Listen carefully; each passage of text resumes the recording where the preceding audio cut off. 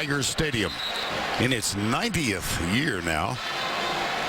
And at quarterback, Anthony Jennings. We visited with him yesterday. He's much calmer. I think the benching helped him. I think it blew all the air out of the problems of the backup and whether they needed to change. And I think he's a new man. Now, he's not going to be asked to carry the football team with his arm, but I doubt if LSU will be able to beat Alabama if he's not a significant factor in the game. He had a horrible outing against New Mexico State, did Jennings, and he was benched for the freshman Brandon Harris in the Auburn game. But Harris had an equally horrible outing, 3 of 14 like. And so Jennings is back in the starting role and has been there ever since. And this is Kenny Hilliard, number 27, one of the seniors honored tonight on senior night in Baton Rouge. Well, this is the way the last game ended. Remember, 12 straight runs and then a 2-yard pass. Now, Leonard Fournette is the starting running back. He did not practice Thursday, but we were assured, I don't know if I believe it, but we were assured that he's fine. We'll see. Yep. Hilliard is still the running back. That's Connor Neighbors, number 43. One of the seniors as well. And this could be something as simple as honoring the seniors. Ashawn Robinson makes the tackle for Alabama. You never want to interrupt the Cows' burp. Chick-fil-A starting lineups. Lyle Collins, Vidal Alexander, Dylan Gordon. This is what Gary was referencing when he said old-fashioned football. You got a tight end, you got a fullback. Yeah, I think watching practice that LSU might have as many fullbacks and tight ends as the rest of the SEC. I mean, they got them all over the place. Kenny Hilliard remains at the tailback spot. Here's the option play. Jennings bumped as he lets it go. And Hilliard breaks a tackle and picks up a first down. I'll tell you, Alabama defensed this play well, but misjudged the speed of Hilliard. He got outside and outran the Alabama defense and gets the first down. And on cue, Leonard Fournette, the outstanding freshman running back, is on the field, number 7. Desperately recruited by both these schools, and it broke a bit of streak of a success that Alabama had recruiting the best players at their positions out of the state of Louisiana. Fournette, first carry, not much. He's particularly come on late, Gary. Well, you know, he's so gifted. I mean, he's, you know, like Todd Gurley gifted. That type of a football player is a huge man. He's great to be around.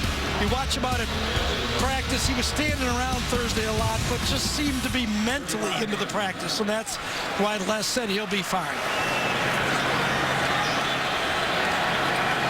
Out of the New Orleans area.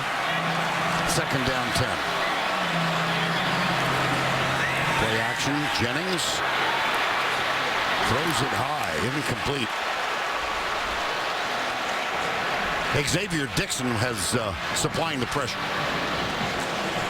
You think these players don't get the rules after a while? Xavier Dixon wanted to just lay one on Jennings and then stuck his hands up in the air like, oops, I don't want to get called here early in the game. 3rd down 10. 3 wides to the right side. Jennings at 6'2", 218 from Marietta, Georgia, suburb of Atlanta. He told us yesterday he was not recruited by the Bulldogs. 3rd and 10. Pressure got him. Jonathan Allen, that's his 3rd and a half sack of the season. It'll be 4th down. They tried to run a pick on Geno Smith, and he got through. They were running the guy over the middle. That's where Jennings wanted to go through the ball. But inside, just one delay, and all of a sudden you're going down.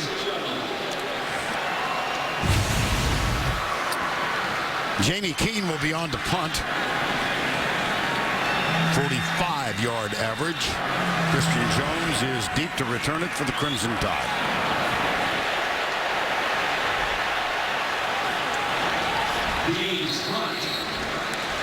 Down at the 25-yard line. First down. 49-yard punt, nothing on the return. After the Jonathan Allen sack, Anthony Jennings limping as he went off the field.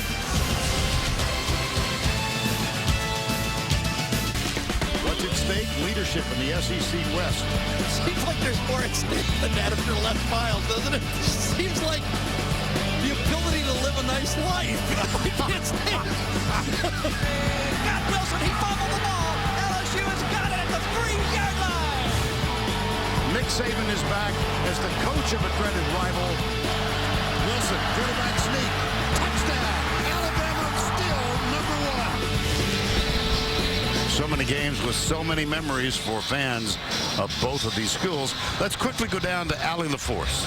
Thank you, Vern. Just a quick update on Anthony Jennings. He ran over to the sideline, put his headset on, then he was quickly called upon by Coach Les Miles. He ran over to him on the sideline. They exchanged words. Coach patted him on the back, and he's back on the headset, so he's not receiving any medical attention. He seems to be good to go.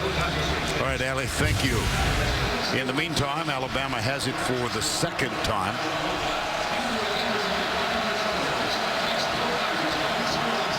Derrick Henry is the running back on this series.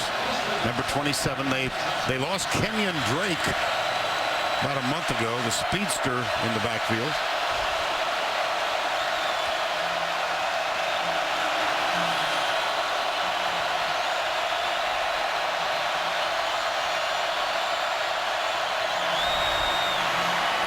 Oh, dangerous. Jamari Rasco appeared to know exactly what was about to unroll. Well, he's so quick. But Vern, talking about the brain trust in this game. Lane Kiffin is all over that sideline. He's on the field. The LSU coordinators are up in the box, matched up against one of the old-timers, John Chavis. He's seen it all. A great matchup tonight of coordinators. Lane against Chavis, Cam Cameron against Kirby Smart. 2nd and 10. 4 on the play clock. Cooper back off the line, sidearmed and almost intercepted by Daniil Hunter. Let's go back to the studio for a Ford update. Here's Adam Zucker. Hey, Vern, to the crucial showdown in the Big 12 tonight. Moments after number 6 TCU took a 14-0 lead. Jake Waters to Tyler Lockett. 70 yards go by. And number 7 Kansas State cuts the lead in half. 14-7 second quarter. Back to you. All right, thank you, Adam. 3rd and 10. Remember they went to O.J. Howard last time. When are they going to go to Amari Cooper?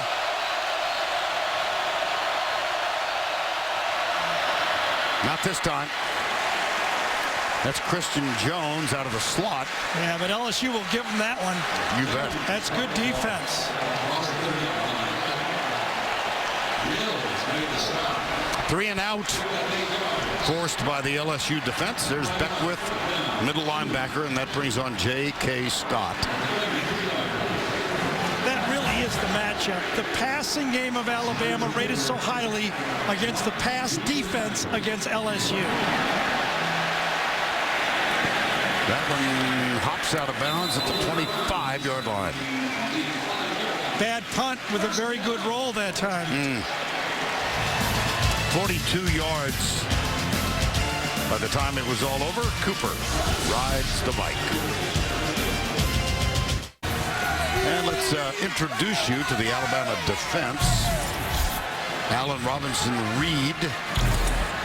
Reggie Ragland replaced C.J. Mosley, Gary, this year, and he's had a very, very good season. And this is the type of game he really loves. He's a downhill linebacker. He likes to take on the tailbacks and fullbacks, and he'll have plenty of opportunity.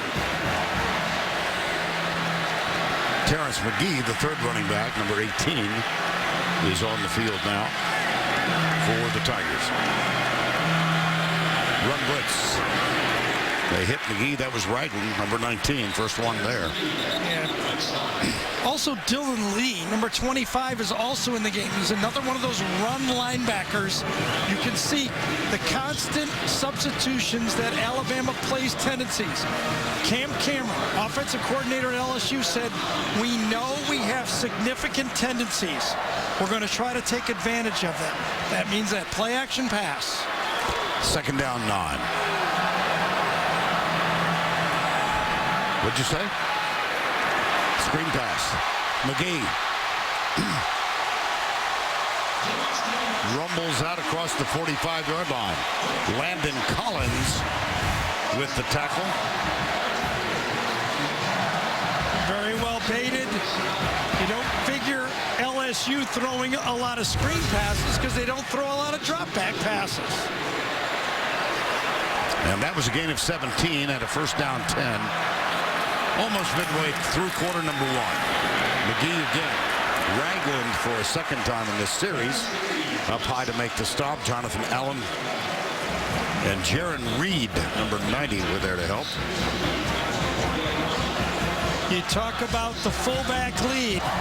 This stadium is what, for 90 years old? Yes. They've been doing that here for 90 years. Second down and 4.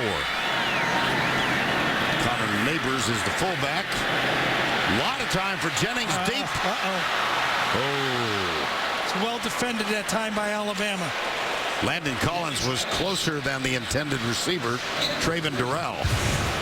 They're trying to run across and a post behind it, and defended very well by Landon Collins. He doesn't bait on the first one. He takes the second one. Beautiful job by a safety. And it's 3rd and 4. Exactly 7 to go, opening quarter. Well, this could be a problem for Alabama. They better take a timeout. 5 seconds. Incomplete. Boy, that was a late substitution, and they're very fortunate was Alabama. Had LSU quick snapped that just a little bit, it would have been an automatic first down. Look at all this. There's got to be 12, 13 players on the field. LSU doesn't quick snap it, and Alabama gets away with it. Kirby Smart, defensive coordinator.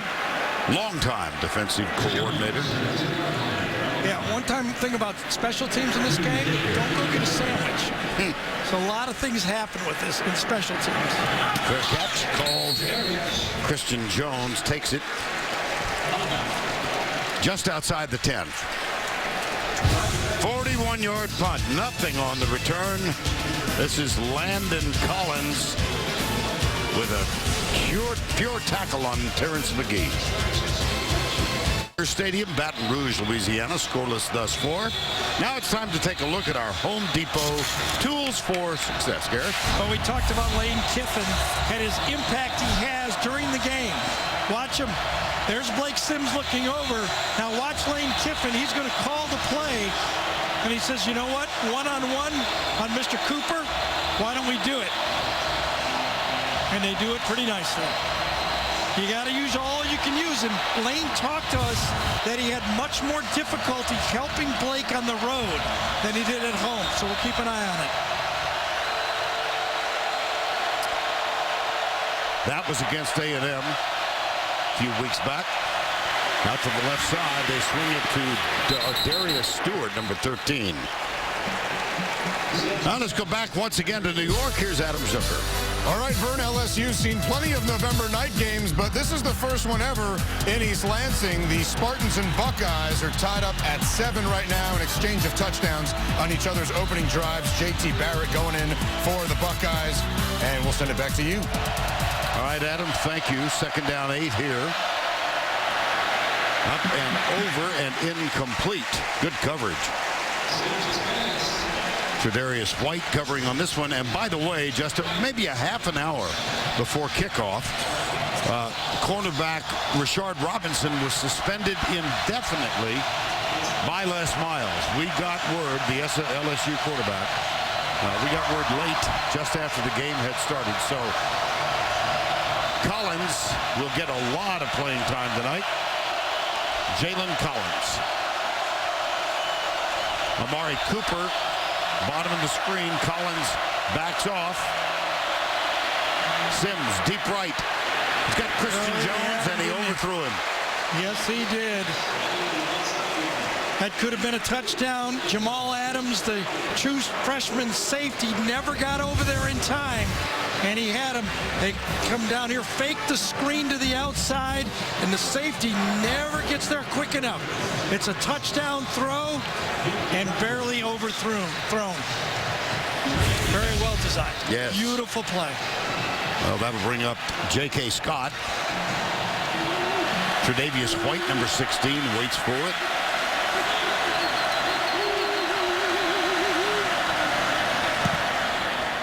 Very low. Returnable. Again, yes. Returnable.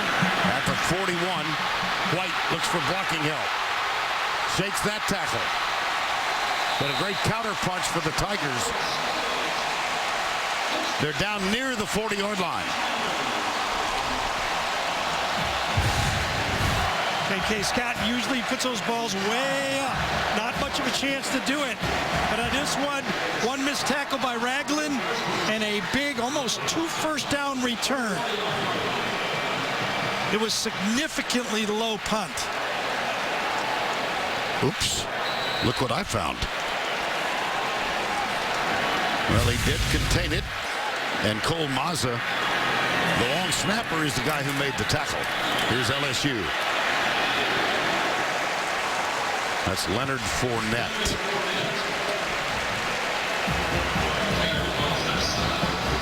Trey DePriest with the tackle. And a gain of 6, second down and 4. It's like feeling each other out here, Yeah, don't you think? Yep. Remember last year, LSU had a couple early turnovers in the football game. One where Zach Mettenberger signals a touchdown, and then a bad snap actually gave them 10 points early, did they, Alabama? Here, very, very competent start by both teams.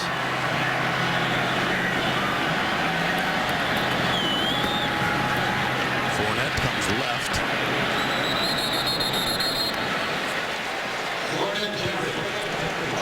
Well, Gary referenced this, but on the first possession last year's matchup, watch this. J.C. Copeland, number 44, stripped to the ball. Tanae Patrick, and the fumble recovered by Landon Collins. Of course, it was tied 17-17 late in that game, and then the Crimson Tide scored 3 unanswered touchdowns. Just wonder if Les has instructed his offensive staff that should it be close, we might be in 4-down territory right here. That's a pretty significantly long. It's that gray area on the field. Backs in the eye again. Neighbors will. Oh, he did. Connor Neighbors did a nice job. Yes, he did. Leading the way for a first down. Fournette. Both Neighbors and that offensive line, they love to run to the left. Behind Vidal Alexander, Lyle Collins, and Elliott Porter. That's the area they like and trust that they can make yards. Well, a very special night for Connor Neighbors. He's from Huntsville, Alabama. Nobody's covering this guy. Oh, my gosh. Look at Landon Collins. They finally called time. It's the second time Alabama has had a misfire in substitutions. Not a fancy formation. 2 tight ends and a wide receiver.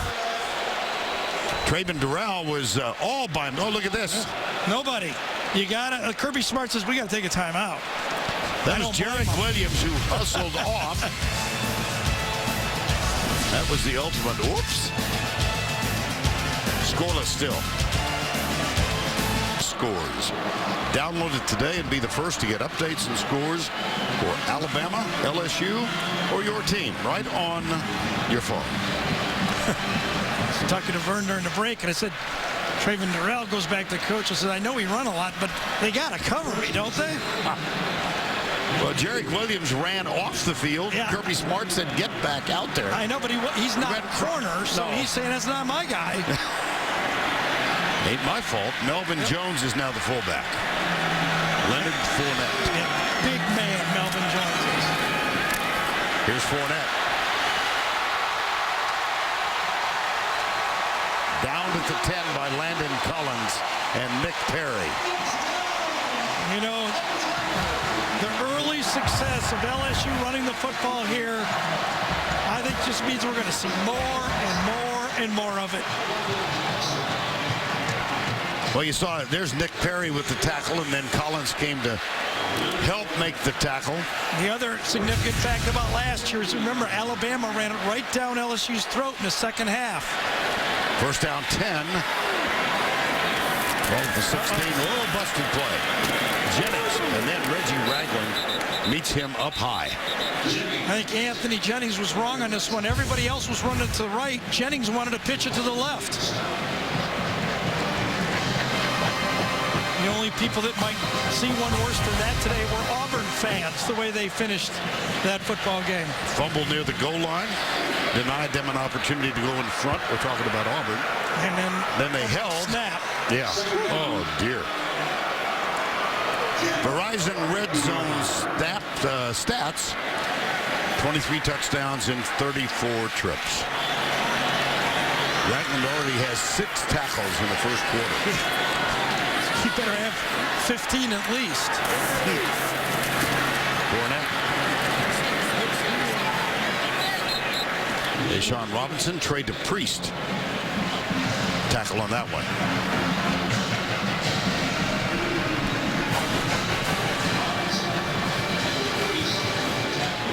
Third and 8.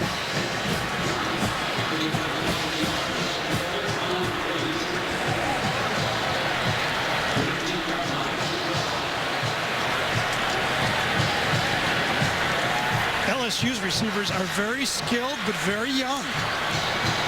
Yeah, no Odell Beckham. Right, Jarvis Landry. Jarvis There's Landry. just a rollover. James Wright also that's drafted. Right. On third down. Oh, one-handed grab by Dupree. Nope. Was he out of bounds?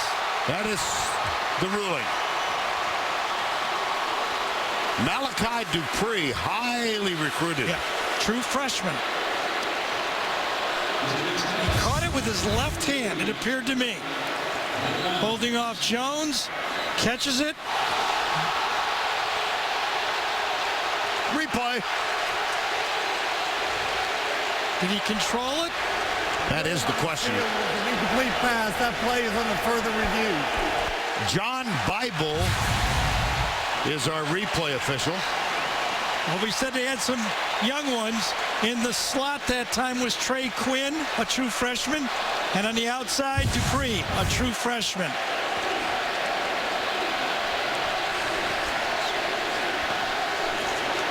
That's Cyrus Jones defending. Pretty good defense.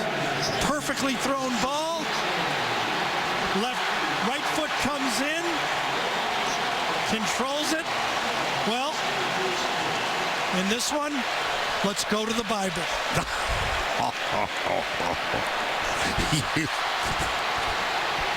And on top of that, he got a late face mask. Did he have control? Obviously, well, he controlled it, but the switching of arms, I truthfully don't know. But he clearly caught that football with his right foot in. I think it'll be a touchdown. After review, the receiver had possession of the ball with 1 foot down. Touchdown.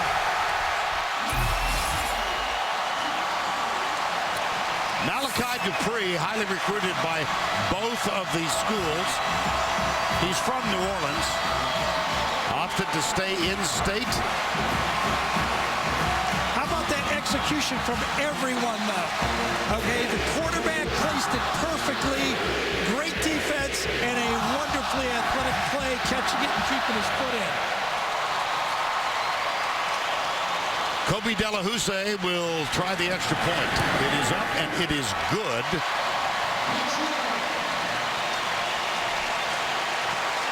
Well-designed play. Right here is where the fade's going to go, but you hold the safety by the slot inside, so you know you got a one-on-one throw. Can't do it any better than that. John Bible said, whoops, we're going to overturn that. That is a touchdown. LSU leads. Bill Sims guest stars on a new Elementary. Don't miss his, I'm reading this the way it's written, don't miss his amazing performance. Thursday at 10, 9 Central, only CBS. About Phil Simms, critics raved. There's the young man who caught the touchdown. There's the older man who thought, oh my gosh. Well, and also though, Nick will tip his hat to a team to that. They will play bump and run. They'll challenge teams to be that good against them. And sometimes you say, listen, they made a great play. I mean, Cyrus Jones really had terrific position on the play. Trent Domingue will kick off, number 14. Christian Jones and DeAndrew White are deep.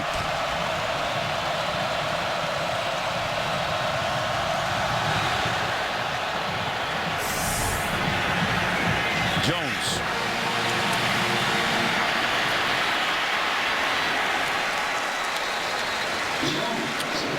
Just south of the 25. Well, Amari Cooper. Yeah, you teed it up for best player on the field. I don't think anybody would argue with that. Dropped an easy one. Fairly well covered on a fade. They used him as a decoy one time to spring, I thought, what could have been a touchdown pass. So, listen, they're just going to have to force it to him. I mean, he's that good. Sometimes you can't let alignment take a great player out of the game. This time it's Tre'Davious White who trails him. They find him, his first catch of the night. That's his 72nd catch of the season. Well, it's no mystery. We're up here doing a TV show. They're down there going, Cooper's caught no passes. Let's get him a pass. Not that hard, is it? No. The communication problems from Alabama. Remember, Lane talked to us about that. It seems to be struggling early in this game. That's Jalston Fowler, number 45. Here's Sims. Lack of communication. Tackle. Quan Alexander. He's one who came this way. Excuse me, Gary. Blake Sims is going to throw the ball to Amari Cooper. Amari Cooper, lack of communication, doesn't hear it. He's blocking. So you got the quarterback not communicating with the best player on the field. They look disjointed a bit, don't they, Alabama, so far? I agree, yes. 1 of 4 on third downs thus far, and they have a gaudy percentage over the year tipped.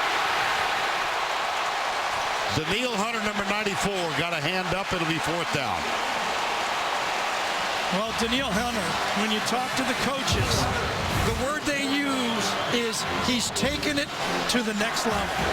And you could see him time out that pass. He knows he's not going to get there quick, but he realized it was one of those plays that all of these defensive linemen now have been watching the NFL. They see it. That's the new tactic against the short passing game.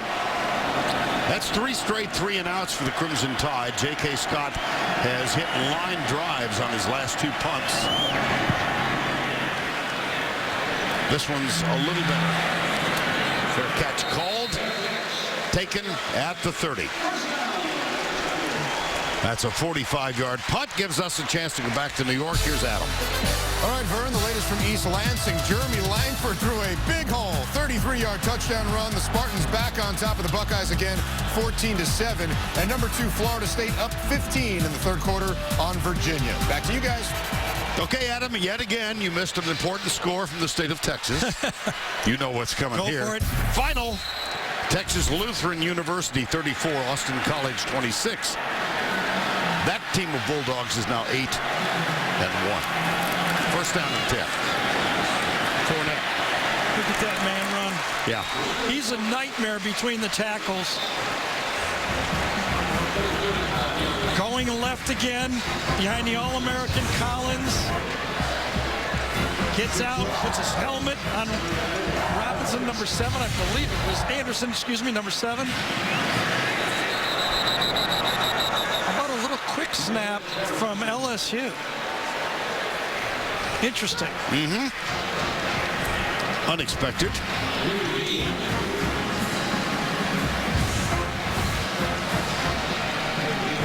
same play. They ran the same play back-to-back, basically.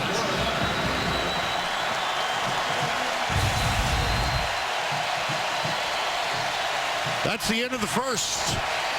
LSU leading 7-0.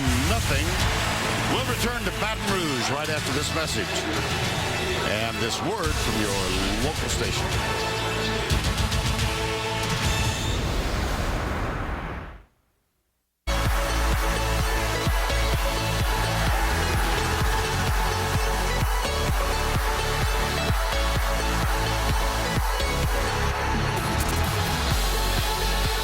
We welcome you back to Baton Rouge, Death Valley on a Saturday night. Filled to the rim, 102,000 plus. LSU leads at 7-0 as we begin the second quarter. Vern Lundquist, Gary Danielson, Allie LaForce, and the Tigers in the eye on 3rd and 2. Play action. Jennings, right side, deep, incomplete. See if we crowd reacted as though there was going to be a flag thrown. It was not. Yeah, that's tough to keep throwing those bump and run fades all day like that. You know, you alluded to it, Gary. There is a flag. Yes. Thrown late. So let's get the word from Tom Ritter. Remember, it was 3rd and under 5 yards. Ball's in the air, reaches out. Ooh, that's a weak call. There's That's no what foul it is. on the I don't play think for so. pass interference. It's 4th down. Man, that would have been a tough call. Yeah, I agree. Well, you alluded to the fact that, I mean, it's 7-0 in the ball game, but you just had a sense that LSU was in control of the first 15 minutes. Well, two things going well for LSU. They're running the ball. They ran it for 48 yards, and it does seem like Alabama's a bit out of sync yet so far. I mean, yes, one great pass by Jennings, but I think Alabama needs to calm down just a little bit. They seem really jacked up for this football game and making substitution problems and communication problems. Now here we are, this SEC West encounter. There's the punt and into the end zone.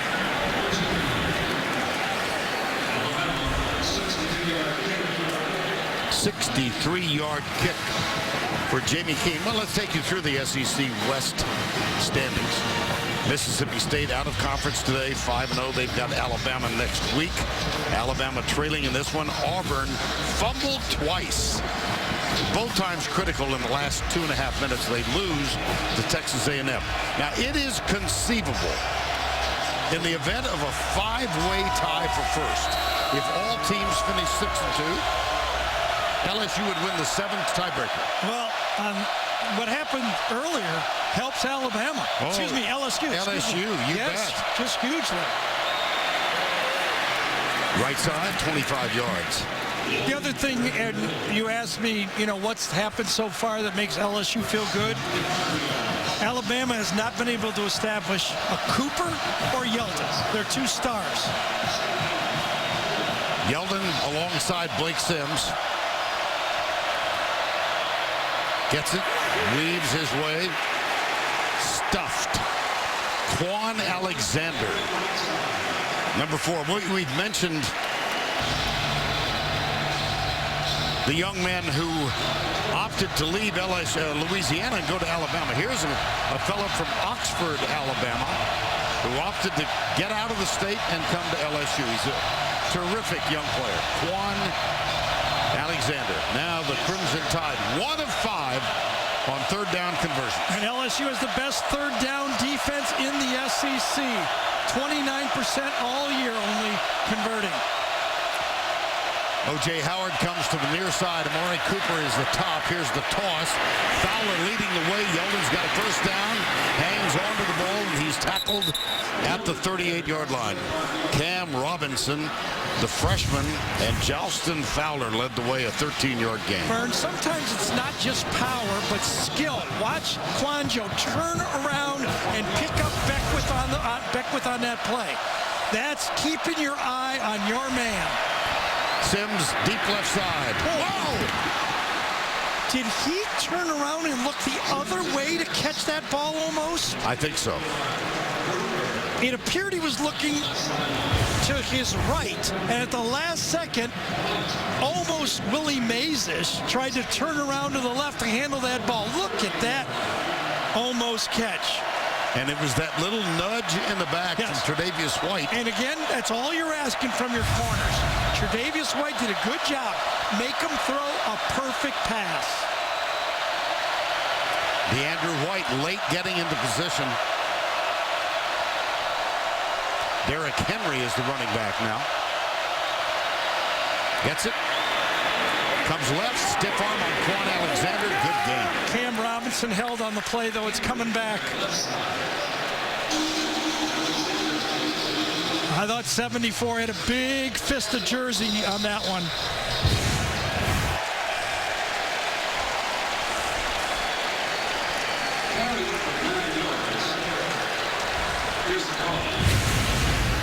Holding number 74. Offense. 10-yard penalty from the spot of the foul. Replay second down. We're about 75 yards away, and if we can see it, I'm sure the official can. Happening right over there, number 74. Watch him grab the jersey. Obviously, Bauer could not get away. Tayshawn Bauer. So the holding call on the freshman, and it's 2nd and 18.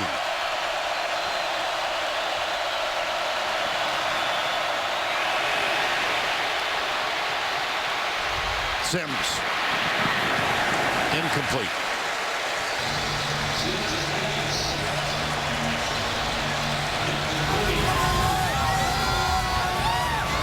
I think Kendall Beckwith sprained an ankle or something on that play. That's a huge story. He's been the difference for this team. Middle linebacker number 52 came out of the game. There he is. Sophomore. And DJ Welter, who was the starter at the beginning of the year, is on the field, number 31. Yeldon. Oh, brother, he's close. I'll tell you, John Chavis is going to be ready for TJ Yeldon to go play in the NFL. The last 2 years, he's just taken over the game. Look at that cut, and look at him very close, if not a first down. Remember, he had the screen pass 2 years ago. Last year, he had 100 yards in the second half rushing. He has been a difference maker. We talked about, can Alabama establish their stars? Cooper and Yeldon, they are trying to. Close, they will bring out the chain. We look at Beckwith, who limped off. And let's go down to Ali LaForce. Beckwith is still limping a little bit on the sideline. He keeps pointing to the lower part of his right hamstring. They asked him what's wrong, and he said, I don't know. I just feel pain in that area. So they're examining him further now. Thanks, Ali. Well, I think they're going to take him to the locker room. Yeah, he pulled a hamstring, no doubt. How about Alabama picking up that first down? Again, we just told you, LSU with the best third down defense, but that was long. After that holding play, being able to even run it that distance, I didn't think they'd be able to do it. Well, they ran it for a first down on 3rd and 18. Here's Yeldon going right. Another flag down. I would assume it's a formation problem again for Alabama. I would assume too many men in the backfield. Just didn't look right.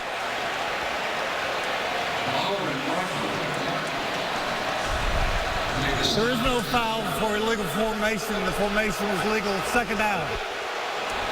Beckwith. Nick went out and pleaded his case and won. It was close. I'm looking at it in my monitor here. It was close to 5 in the backfield.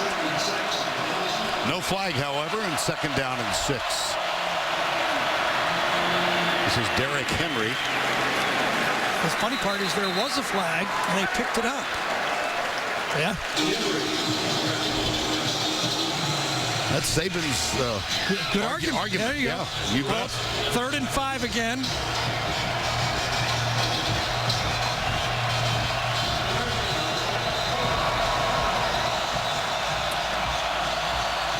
Cooper Cooper matched it up against Jalen Collins. Oh, yeah, and he's got one-on-one this time. He's going to do this one. This ball should go to Cooper. Top of the screen. 5 on the play clock. There goes to Cooper. Yep. You could see, listen, Lane's on the sideline, but it's just as easy up here. When they're going to cover your best guy off by 8 yards and give him a slant, you have to take that play. That's a very conservative defensive call, and LSU paid for it. First down and 10 after the 21-yard gain. 7-0 Alabama trailing. Derrick Henry stuffed.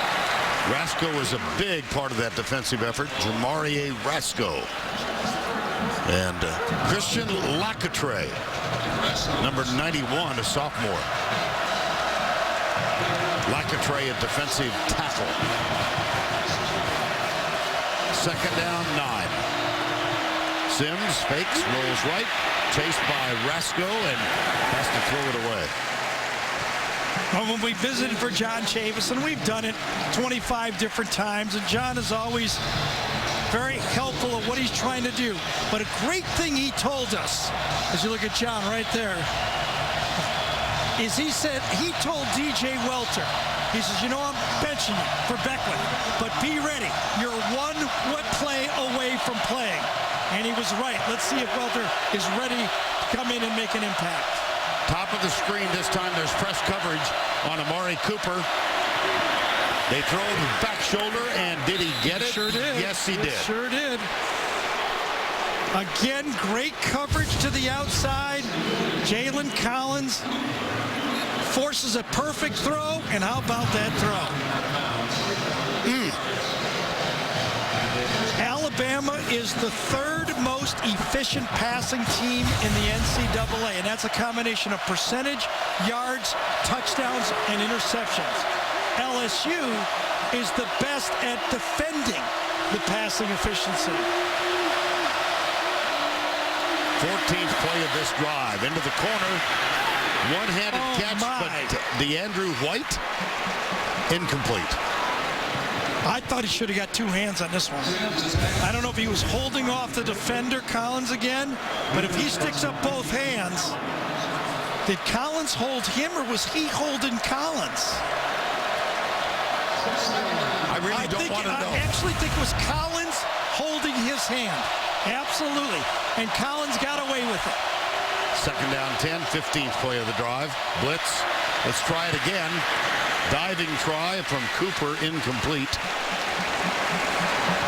Interesting call. Coming back to back. Let's go to the previous play first and show you how Collins, at the end of the play, holds on White. Watch his hand grip on the play. He holds it, grips it, and lets go very smoothly. They come back again, defends it again. 3rd and 10.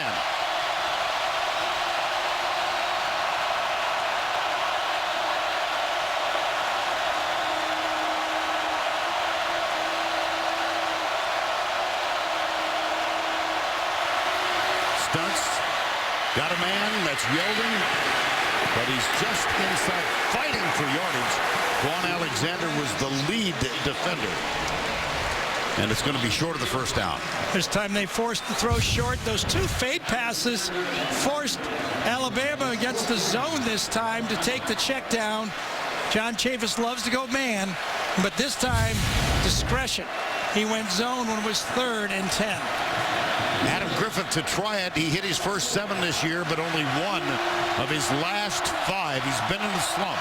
He did not attempt a field goal 2 weeks ago at Tennessee. 27-yarder.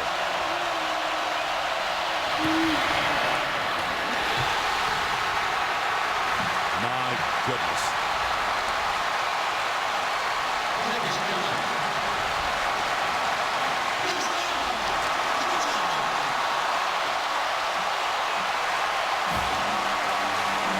He hooked it and hit the upright.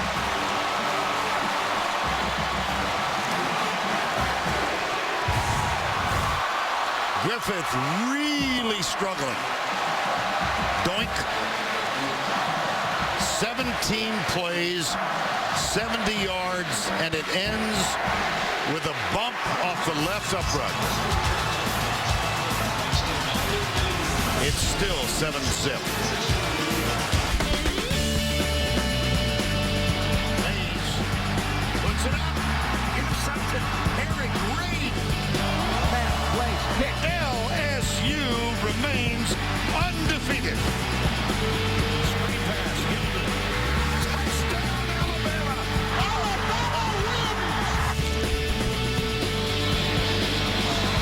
Just a couple of the memorable games in this series. That 2011 missed field goals in that one. Alabama missed 4 of 6 field goals. But the other part of that game, when we talk about special teams, remember Brad Wing had the long punt right at the end of the game. I think it was 73 yards in the 2011 game, when it looked like Alabama would get great field position.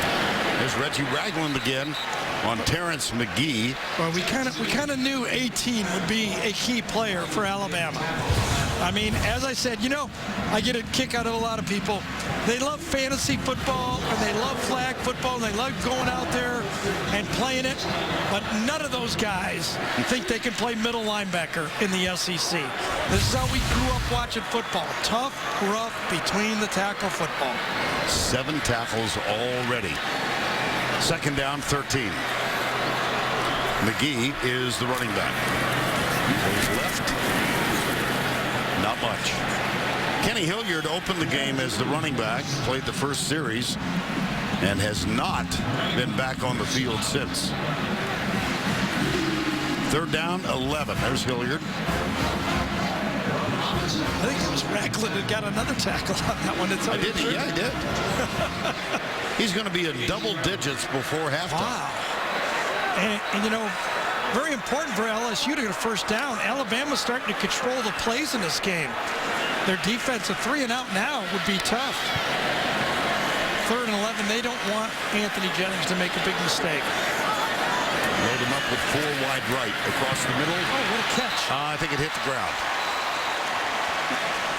What a try for a catch. Yes, okay. Mid-course correct. Yes, you got it. Trayvon Durrell that time almost made it. Of course, he's had that one-handed catch this year, but almost got it. Ball was poorly thrown, and Durrell almost bailed out LSU. So, Alabama, after a 17-play drive, gets a 3 and out. Christian Jones back to return. Jamie Keen's punt. Reed Ferguson snaps it back. Looked like they might be coming after it. It affected the punt, didn't it? I think so. Sure yes. did. Yeah. Very poor punt. I believe Alabama will get it between the 45 and 50-yard line. 33-yard punt for Keen.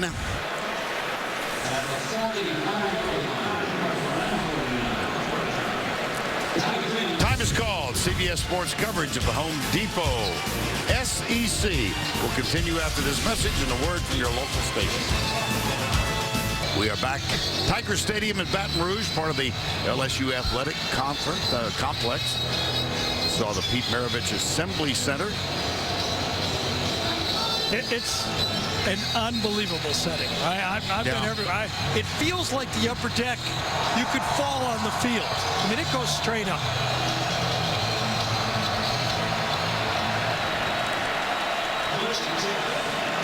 Latest remodel added 9,000 seats. First down 10. Best starting field position for Alabama tonight. They're a yard away from midfield. That's a design quarterback draw, and here's the dangerous Blake Sims.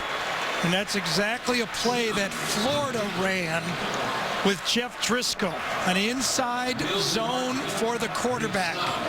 Saw it a little bit from Dak Prescott running between the tackles. You can see it. Follow the guard, follow the fullback. 2 great fits, and a first down. Beckwith back on the sidelines, having visited the LSU locker room. DJ Welter is still on the field. He's an important player on this football team for LSU. Derrick Henry. It's almost coincided. Beckwith going out and Alabama running the football. Now he's back on. Welter made the stop and then heads to the bench. Kendall Beckwith, sophomore out of Jackson, Louisiana, 2nd and 5. Play action Sims. Block from Henry.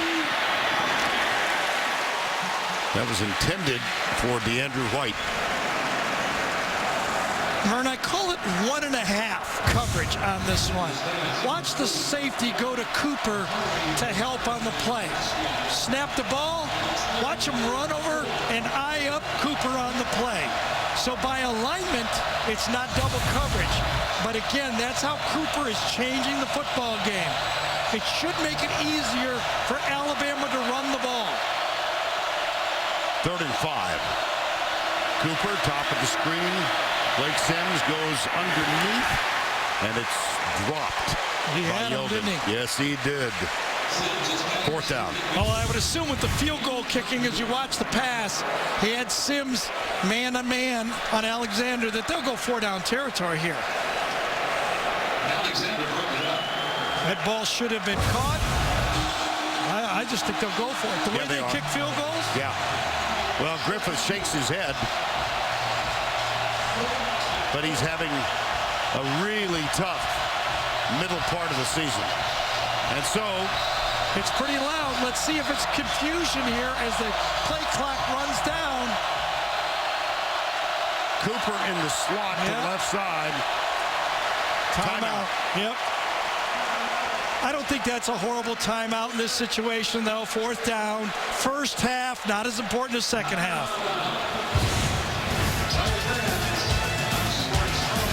4th down 5. Time called Alabama. Half of play. Alabama 4th and 5. It's right about this spot on the field 2 years ago. Remember when John Chavis on that last drive blitzed Alabama? They busted an assignment, the screen pass to Yeldon. Will Alabama come back with the screen or LSU be ready for it? There's John Chavis to the left. Cam Cameron, the offensive coordinator, to the right of that picture. Chavis has made his call. It's 4th down. They got a Cooper in the backfield. To the left of Blake Sims. Now he goes in motion. Roll out. Cooper, pretty good option. 1st down.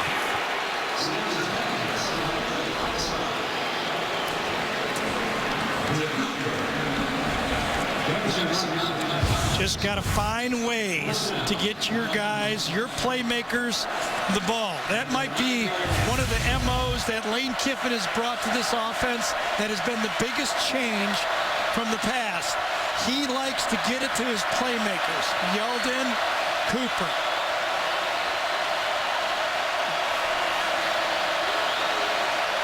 First down 10 at the 23. Sims. Deep one-on-one coverage in the end zone. Tipped away. It was intended for DeAndrew White and Jalen Mills, number 28. Knocked it loose. So impressed. All these corners in this game. These are elite football players. They play a lot of man-to-man coverage. They don't panic when the ball's in the air. And they get their hands on the football. I mean, if you're going to make one of those plays, it has to be almost a perfect throw. 2nd and 10. Yeldon, the running back. White in the slot. Christian Jones is now outside. Only one guy on Cooper on this one. Man to man, no help. Jalen Collins again.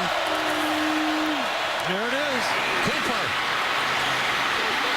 To the 5. Stiff arm. Touchdown, Amari Cooper.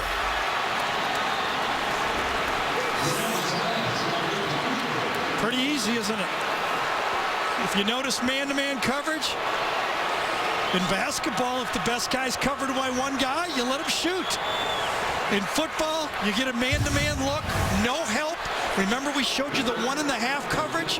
This time it was just man-to-man, no help for Jalen Collins. And Cooper showed you why he's the best football player, I believe, in college football this year. Well, that's his 180th, I beg your pardon, career catch. The extra point from Griffith is good. Amari Cooper is now second all-time in number of receptions for Alabama. Amari Cooper. We are tied at 7.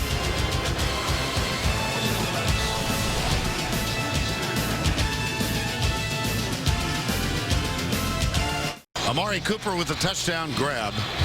Let's go back and revisit it. Well, Vern, remember on 4th down, they brought him out of the backfield, but this time I was calling up here that this is going to be an all-out blitz. Safety's going to be in the middle, but no help to the outside. You almost could bet that he'd go to his best player. Everybody on LSU blitzes, one-on-one coverage, and as I say oftentimes, not only would it be a tough cover in college, he'd be a tough cover in the NFL right now.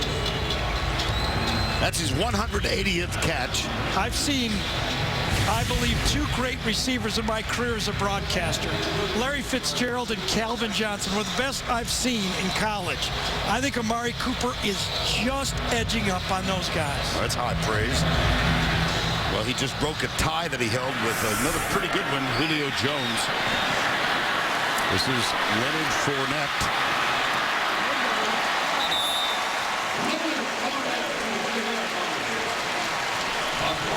Dylan Lee made the tackle. Young man out of Buford, Georgia. Well, we've waited all night to introduce the Duck, and here he comes. Time for the Aflac trivia question. From 71 to 99, LSU 0-14-1 at home. Which coach finally led the Tigers to victory at home against Alabama? First down 10. Jennings will keep it. Stiff arm on Eddie Jackson, number 4.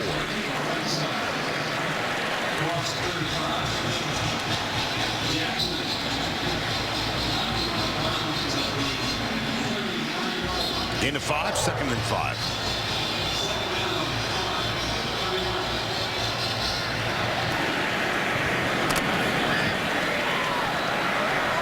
.15 to go, opening half.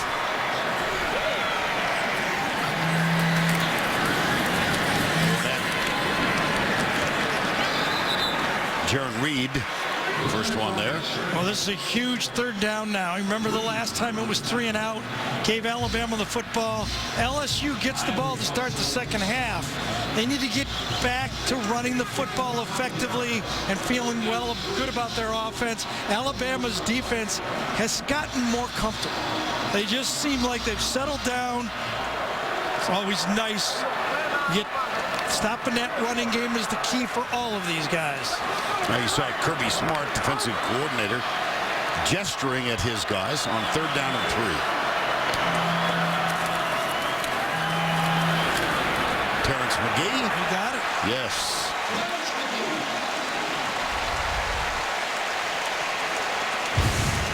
You have a stable of running backs. This time you bring big Ethan Posick across, number 77.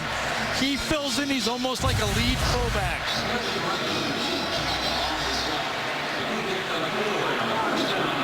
Hilliard.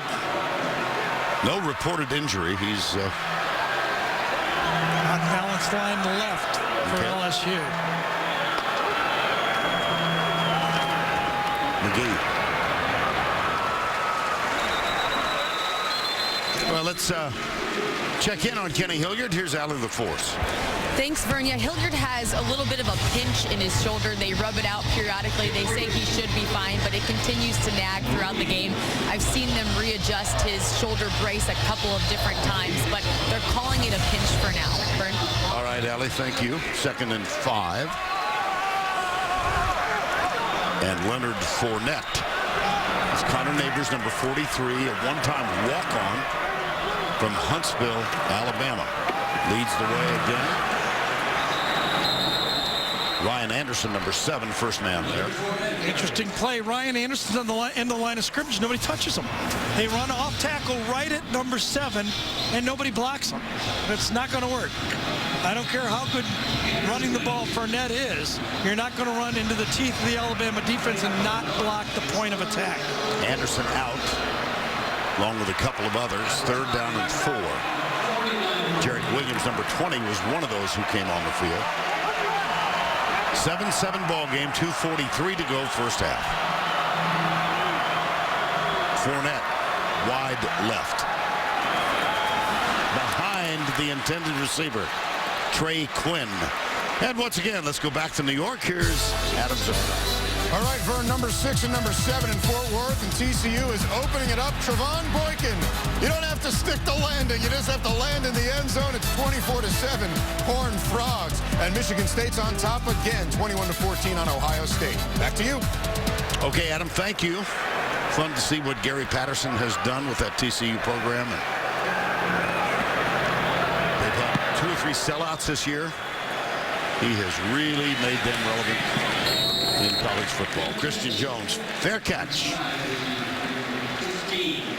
2:26 to go in the first half. Amari Cooper. Well, you just circle a guy that when he gets one-on-one coverage, you have to go to him. We also talked about the fact that you can't allow alignment to take your best player away from you. And that's really what Lane Kiffin does the best with his offense. He has that NFL influence of switching your best players around in the formation and finding those little cracks to get the ball to him.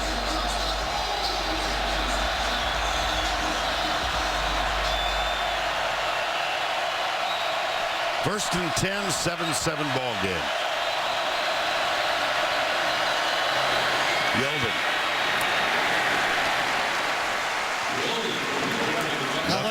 Excuse me, Vern. LSU has all of their timeouts left here, so I think if they stop him one more time, you might see Les grab a timeout. Although I hesitate trying to get into Les's mind. I thought matching that might not be easy. We've been with him since 2007. We've seen it all, haven't we? Well, he's a delightful, if unusual, conversationalist. 2nd down 10. Yeldon. They'll throw it. They'll come near side. Incomplete. Yep. Incidental. Got their feet locked up a little bit. Tre'Davious White and Amari Cooper. Ball up. Fades at the last time. Good defense again. Again, force the other team to throw a perfect ball. That bump and run seems to be working better for LSU than playing off. Now, they did, I say that, they went on that all-out blitz for the touchdown, right. So it's not easy to cover them. 3rd and 10, 1:38 to go. Yeldon. Timeout for Les. I think so. Certainly he will. And he did. See, I think if Alabama has A.J. McCarron here, a veteran, I think they might open it up more. But here, they got to go safe throws, throw the fade. They don't want anything bad to happen with a minute and a half to go in the first half.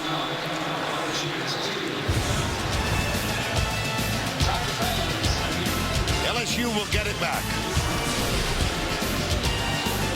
Night in Death Valley. 7-7 in the ball game, and time to get the duck back on screen and to answer the Aflac trivia question. Which coach finally led the Tigers to a victory at home against Alabama? Certainly you know. Nick Saban, 2000.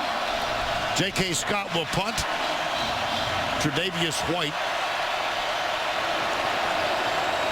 back to return it on 4th and 10. Great punt. Oh, muffed. Picks it up. He got a great hop. And then he pays the price. He was hit high. Well, Scott missed a couple early, but he came through right then. With a minute 30 to go in a half, he needed to not give LSU great field position. Player down for Alabama.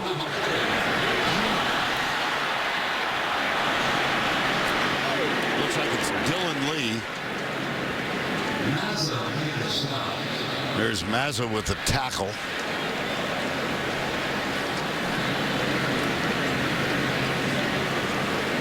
That's his second special teams tackle tonight. And there's Dylan Lee.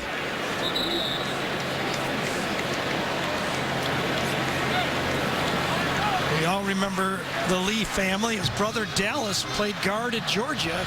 And Dylan now a young improving linebacker. I watched him out at practice. It's like he put on 25 pounds. Met his dad last night. Did you really? Yeah, His dad is staying in our hotel. And I'm sure he's concerned right now as he watches his son. Now, I was with you till like 11:30. I was having a late night cup of coffee. Okay, there you go. I was in bed, I got to say. With cream. Well, there you I got forced out, didn't I? Yeah. Well, 2 timeouts. They need about 36 yards, 35 yards for a 50-yarder. Jennings gets around the corner. That's out of bounds to stop the clock. Don't forget, we're coming up with the Geico halftime report back in our New York studio with Adam and the guys. This, one of the more significant weekends in college football. So many games of consequence today featuring ranked teams. This is one of them. And the upset by A&M has huge implications. Never dreamed. I never saw that coming. We watched most of the second half here. Here's Jennings. That one's tipped and incomplete with 1:10 to go. I think he was just thrown that way, throw it away. I mean, the first down scramble, put it in position to, you need what, 50-yard field goal? So it means you got to, there you see, target line, 33-yard line, 32-yard line. It was there, trust me, it's kind of coming in and out.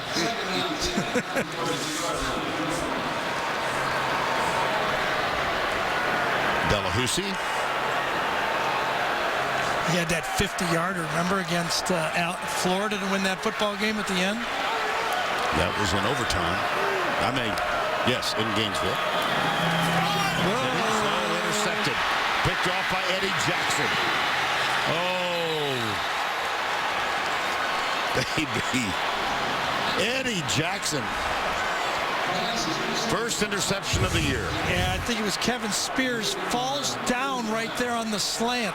It's either Spears or Durrell. Trayvon Durrell. Durrell, number 83. Falls down. The ball's already on the way. And that's one of those. You're trying to play it safe, call a slant pass, and your intended receiver slips and falls.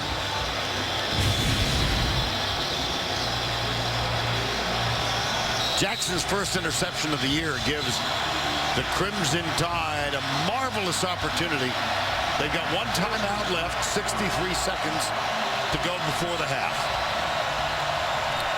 I'll tell you, watch out for that screen pass. Alabama loves it in these situations. Yeldon gets a block, heads right. Those cuts. He's so patient. Yes, and his feet never get out from under him either, so he can always cut both directions as he's running. I mean, I still recall that conversation with John Chavis, I think it was 3 years ago, when they had Eddie Lacy, and he goes, the guy that really is good is that freshman Yeldon. He was right. 2nd and 3, 35 seconds to go. Cooper, bottom of the screen. Tre'Davious White defending.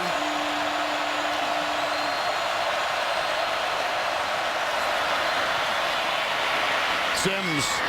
Ooh, he did it. DeAndrew White. Had him open. Great protection that time.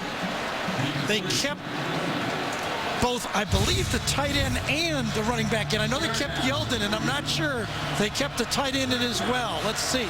Yes, a 7-man protection, wide open, and White does not get inside. Recall that Adam Griffith has already missed one tonight. That at the end of a 17-play drive. Crossing pattern underneath, and there's the man, Amari Cooper, but that didn't do much. Now it's going to be 4th down, and let's see what Nick Saban has in mind. He has to have a field goal in mind. He does. Okay. Adam Griffith, as we said, 7 of 7 to start the year. One of his last 5, and he missed that one, hit the left upright. So they will bring him on. This will be a 39-yard field goal. Cooper Bateman, number 18, a third-string quarterback, is the holder. From 39 out to break the tie.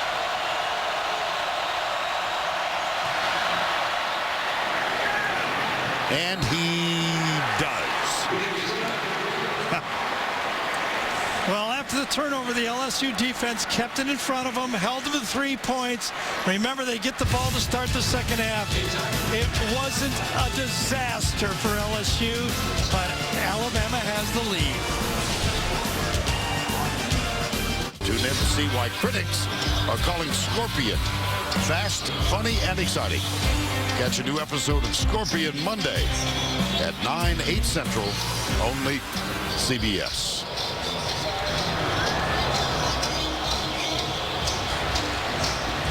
(10-7) Alabama. Vern, in our car coming over, we had Lucas Black in our car from NCIS New Orleans in the truck. Hate to say, they came in here first time, but he's an Alabama fan. Yeah, I know. Does NCIS lost it? His wife Maggie was wearing a Bear Bryant cap. And I was ducking the whole way when we were driving it, just to make sure. Griffith tries to place it. Bearcats called for, taken at the 19-yard line with 9 seconds to go. I think the biggest lead in all of the games we've done since 2007 was 14-3 by Alabama in the first half. And in that game, LSU came back and took the lead. So this is about right on cue what we've seen in all these games.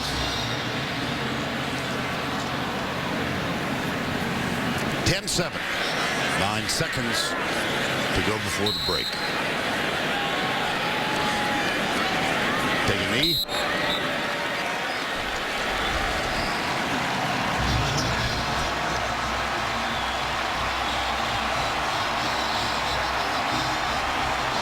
Alabama leads by 3 on that interception by Eddie Jackson to set up the Adam Griffith 39-yard field goal. The difference in the game thus far. Let's go down to Allie, who is with Nick Saban. Coach, the offense just seemed out of sync for most of the first half. How do you get them back in rhythm? Well, I think we got in rhythm in the second quarter. I mean, we put together 2 or 3 really good drives, and we missed a field goal. We scored a touchdown, and and kicked another field goal. So the last 3 or 4 possessions, I think we're trying to take too many shots and wasting too many plays. Throwing the ball down the field rather than just trying to move the ball, because I think we can move the ball. I think we just got to stick with our plan. Thank you, Coach. All right, thank you. Yeah, I think he's right on. I thought they started slow in the first quarter, and I also think they're 0 for 4 on the fade pass. Those have almost been wasted plays. So that is the end of the first half. Alabama leads it 10-7. Now let's go to Adam Zucker in our New York studio. And so we return to the Tiger Stadium in Death Valley, Baton Rouge, Louisiana, 10-7. Alabama leads as we get set to start the second half. Now let's go inside the headset powered by AT&T, official sponsor of the SEC. Here's Allie with Les Miles. Coach, you held one of the most explosive offenses in the SEC to just 10 first half points, but they did start to pick up momentum there toward the end. Any changes you would make defensively? No, defensively, they didn't get off the field on third down, but the opponent made some really fine plays. I think we're doing the things we need to do, just execute a little bit better on third down defensively. Offensively, we don't turn the ball over, and we execute. We need to execute on third downs. It's really a third down game right now. Thanks, Coach. Good luck. Allie, thank you. 102,321 plus a couple of youngsters who probably snuck in without tickets. And this is, as Gary promised at the start of the night, an old-fashioned bike ride. Guy's pretty good. Yeah.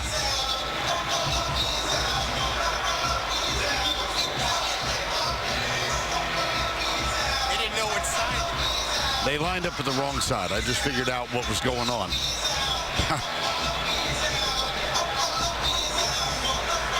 Now we're going to get set. Fournette will go deep. Connor Neighbors, number 43.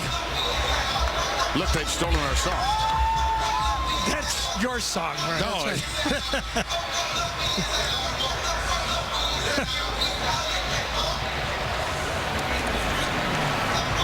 Third quarter about to begin.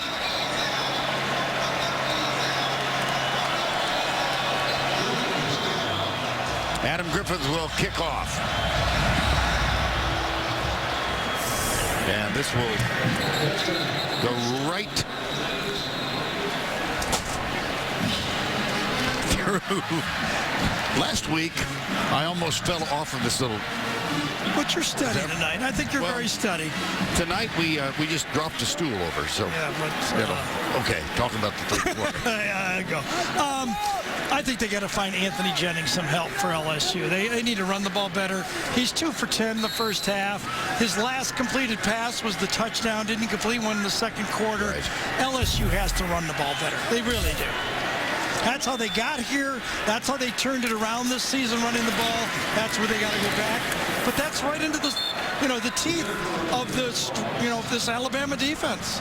Well, the Alabama defense over the course of the year, giving up only 78 yards per game on the ground. That's number 2 among all FBS schools. Second down and 7. I thought they had it going pretty good to Fournette a little bit running to the left. The last time, remember, they didn't block the end man on the line of scrimmage? Well, nothing works that way. I think they got to recommit, run that ball downhill, and from there, make some easy attempts for Anthony Jennings off the play action.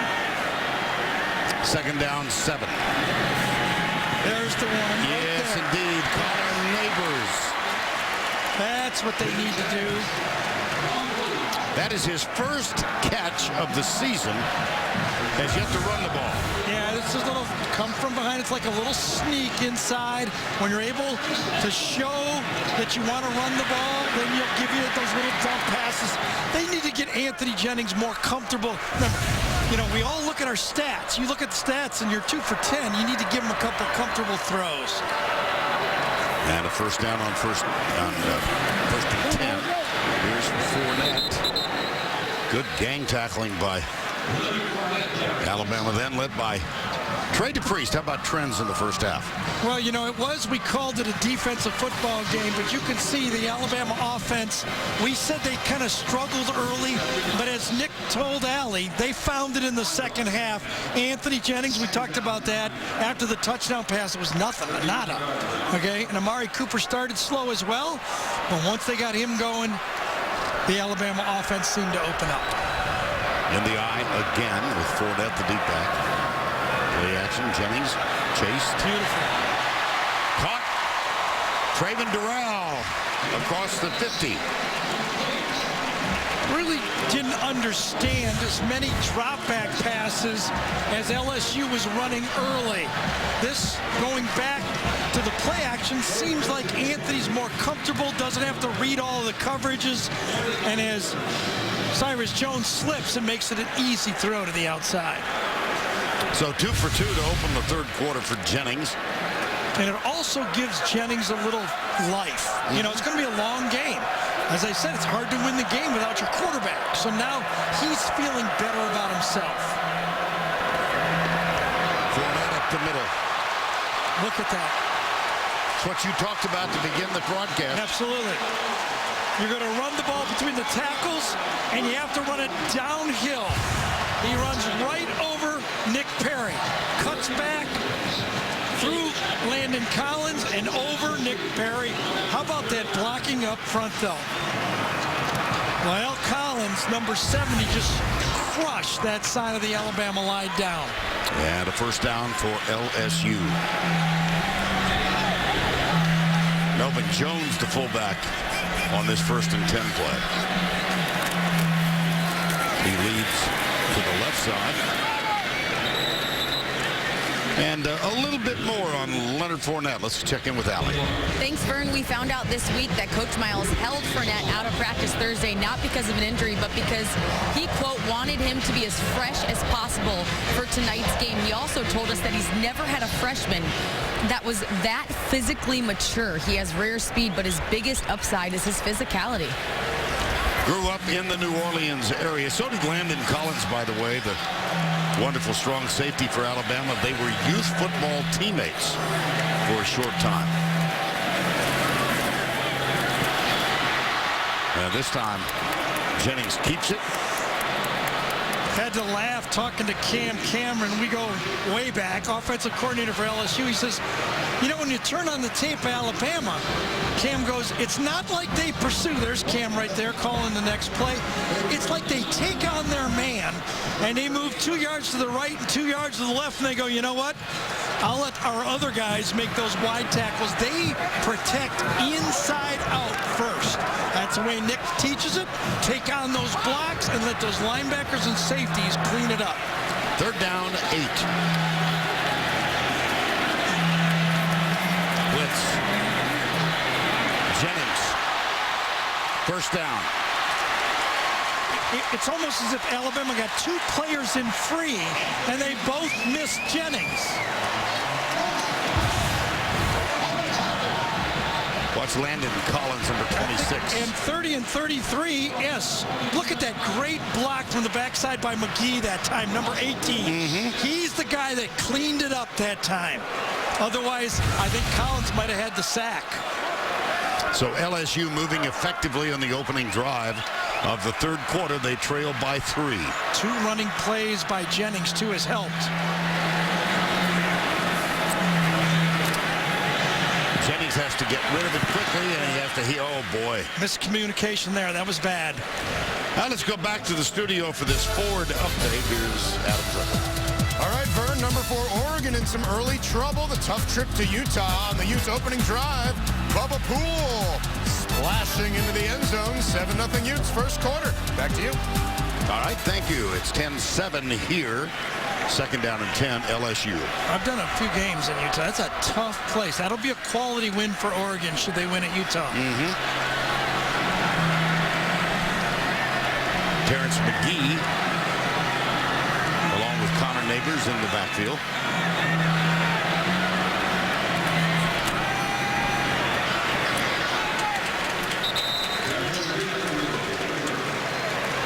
Now let's bring you up to date on the college football playoff standings. This is the committee's vote as of last Tuesday announced. Number 3 and number 10 is not going to be there anymore, are they? No. No, sir. 3rd down. Of course, that 12-person committee, Archie Manning with continuing knee problems, asked for and was given time off from the committee this year. Remember last time on the touchdown, right about this yard, they threw the fade for the touchdown. Jennings looks back toward the bench. Here comes the blitz. Collins gets a great block from McGee. Did Dupre get it, or was he out of bounds? Fade, exact play. It's the exact play they ran before. The ball was put right in the pocket. This time, at least the call is, initially that he was, ooh, that's close. That's close. Remember, the first touchdown was called out of bounds, too. Well, I'm surprised Mr. Bible isn't stopping this. Oh, his foot's out. There it is. The last one. The last look right there. For the tie, Kobe Delahousse from 42 yards out. It's good, and we are notched at 10.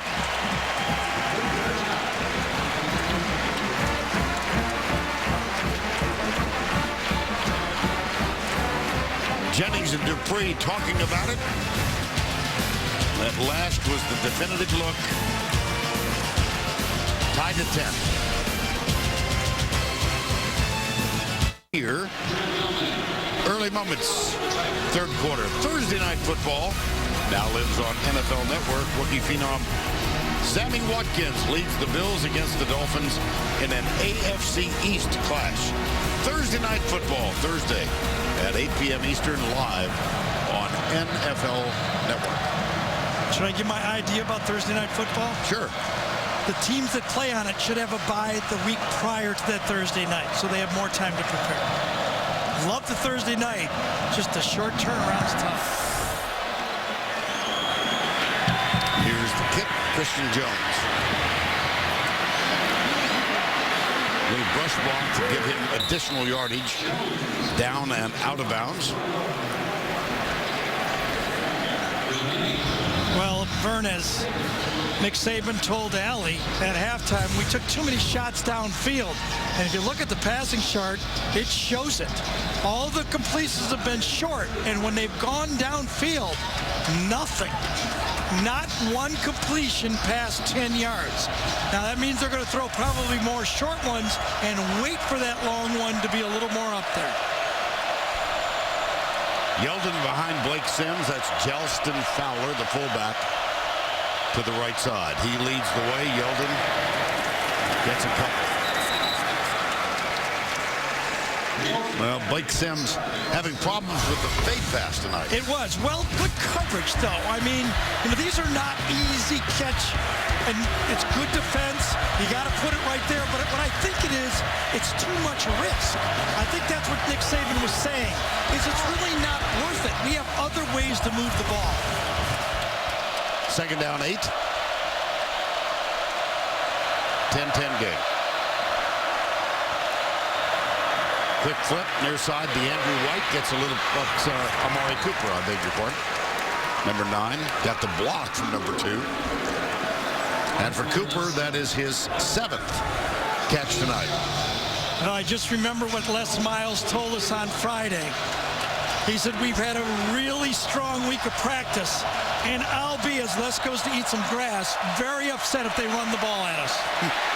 Oh. Look like Danielle Hunter. That's the second he's knocked down tonight. It is, and this time he was on the move. There was no way that Blake Sims could see him. I thought he was moving and kind of like a stunt and ran right into it. So 3 and out for the Crimson Tide to open their offensive effort in the third quarter. J.K. Scott is on to punt it away. Tre'Davious White is deep.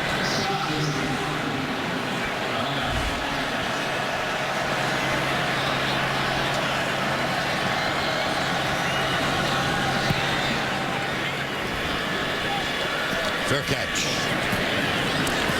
at the 11. 7:58 to go, third quarter. LSU has the ball. SEC on CBS is sponsored by Hyundai. Wheels Up. Autotrader.com. And by Coke Zero. We are back in Death Valley. 2010. In the fourth quarter of this LSU-Alabama game, our cameras caught Coach Les Miles eating grass. I knew he was doing it. Just a bit, just a pinch. Between your cheek and your gum. There you go. You know, that 2010 game, I believe, is the closest to this football game. A young LSU team, an Alabama team controlling their own destiny. Remember, that was the Auburn year that they had Auburn to play with Cam Newton. This was the game that LSU beat Alabama and took them out of that controlling their own destiny. I just remember a struggling Jordan Jefferson hitting Reuben Randall for that long crossing pass. Yep. This is Terrence McGee. Not much there. Ryan Anderson, number 7, led the defensive meeting. Nick Perry was also there, number 27. Second down, 9, gain of 1. 10-10.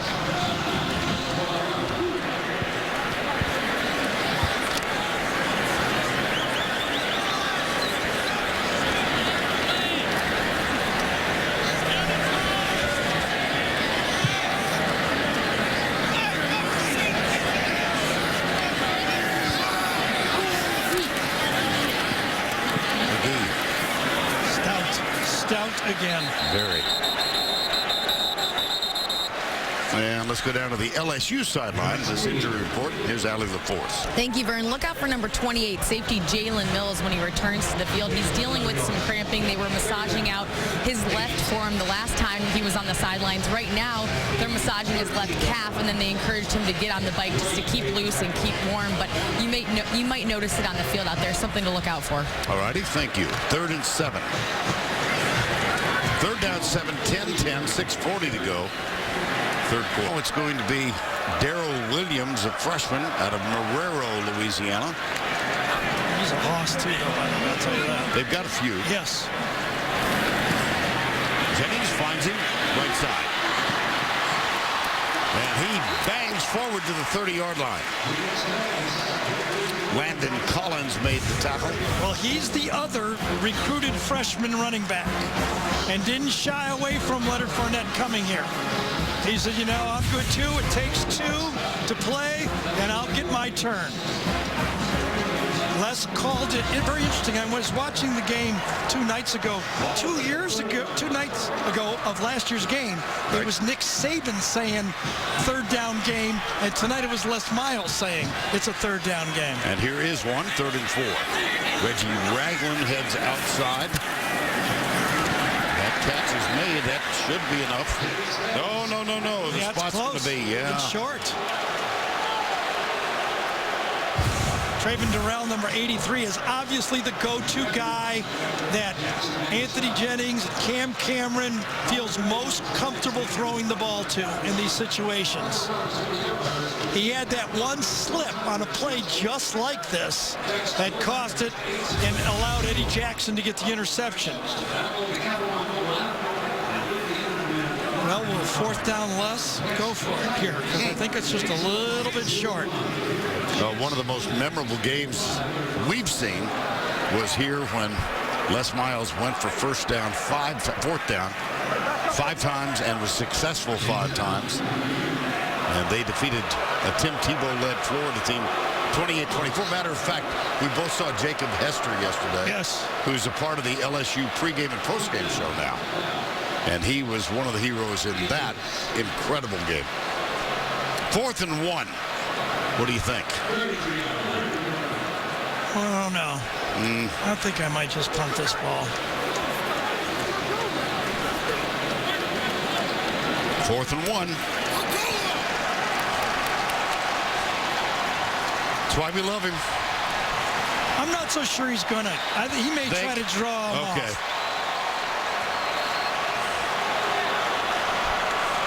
4th and 1. They're 6 of 10 for the year. It's about a yard, maybe a 1.5 feet, 2 feet. They hurry. They snap it. And he got it. Yes, he did.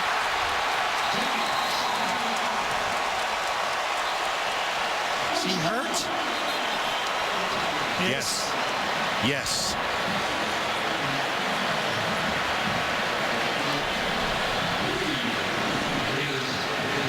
Ouch. They go off to the left.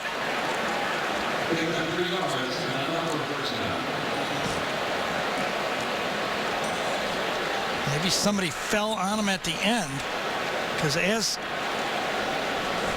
don't see anything there. But as he gets up, he felt it. Yeah, and he started pounding. Yes, he was very upset. The turf in frustration. The backup, of course, is Brandon Harris, a true freshman out of Bossier City, Louisiana. Oh, dear. Now, you know what? His face mask came off, and I wonder if I'm not sure he may be doing that just so he gets time to get a new face mask. That'd be pretty smart. Harris warming up. Jennings up and trying to walk it off. Let's go down to Allie LaForce. Thanks, Vern. Dr. Bankston, the team doctor, was feeling around in Jennings' left knee. Then he had him get in a lunge stance and gave him some resistance and then gave him the nod. Now Jennings is just trying to run it out and see if he's feeling any additional pain, but he seems to be very comfortable at the moment. As Dr. Bankston with him. And the freshman, a 5-star recruit, Brandon Harris, 1 start this year after Jennings was yanked after a miserable quarter against New Mexico State. Harris started the next game against Auburn, and he had a really rough outing. 3 of 14 in that game. So they give it off. Darrell Williams goes left. Out to the 38, Nick Perry. And Jennings will come back out, I think. Here he comes. With a new face mask. Face mask, too. Yeah. I mean, I'm not saying anything, but it only was 1 play. I mean, he couldn't have been. That's pretty heads up if he did that just to get his face mask fixed. You're just a skeptic. No, but I mean, it looked like he was hurt. I'll have to say. It did. Yes, it did. It did. 2nd and 7. Williams still the running back.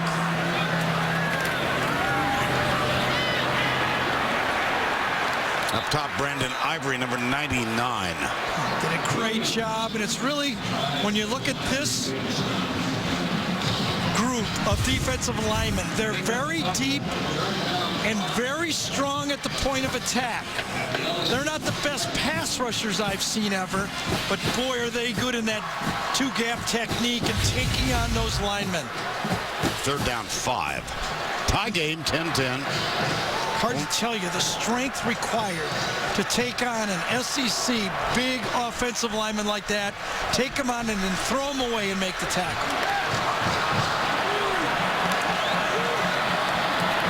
Jennings doesn't look hurt on that one. That's what is that? 5th one of those? Yeah. That'll force Alabama to change up their coverages. They're playing all combo coverage, and they're opening up the middle of the field. As soon as Jennings sees it, it's almost as if it's a quarterback draw built into the pass. I'm sure Cam Cameron has really said, all we can practice, when you read that combo coverage and you see a lane, go for it. 1st down, 10 on the conversion. Deep right side, double coverage. Belt coming over, Eddie Jackson, Beautiful number 4, job knocked by it away. Jackson. Yes, Beautiful it was. Job. Modern day football, Vern, I'm sorry. It's very difficult to play zone coverage because everybody will throw those bubble screens on you. The only way to really play modern day football is to go in there, play man-to-man coverage, and have good ball skills when that ball is in the air. And Jackson showed it all right there. 2nd down, 10. Offensive plays. How about this? In this quarter, 22-3. Alabama with that 1 3-and-out after LSU tied it up.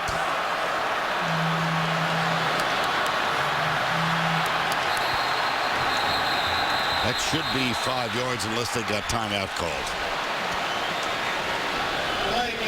Yep. Offense, 5-yard penalty remains 2nd down.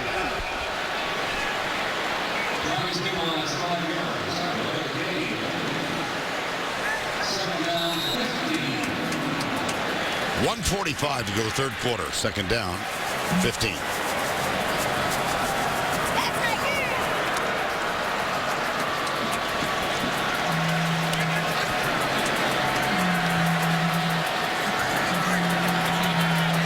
Williams still the running back. Jennings keeps it, looks for a block he does not get. On the corner, DePriest is up high. Jarek Williams was also there. And let's go back to Adam Zucker in our New York studio. All right, Vern, number 6 TCU making serious noise for a spot in the top 4. Trevon Boykin, his 3rd rushing touchdown of the game, makes it 41-14 over number 7 Kansas State, their last ranked opponent of the season.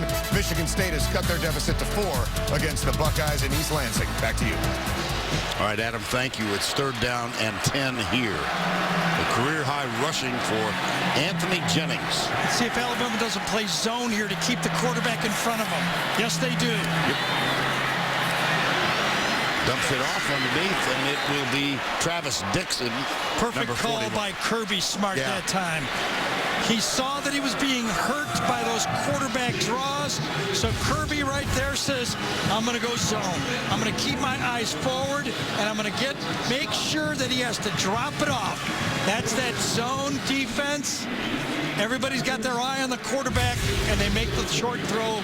Good call by Alabama's defense. That brings on Jamie Keene for the 4th down punt. And it will... Are they going to mark it? I think touchback. It's a touchback. Touchback, yeah, I thought so. Remember, the rules are different in college. That would have been a good play in the pros. But if it breaks the plane, it's a touchback. And that was the call, that it broke the plane. Duke Riley was the man who tried to bat it back. Number 40. Les Miles. Come on. You got to give me that call. No, I don't.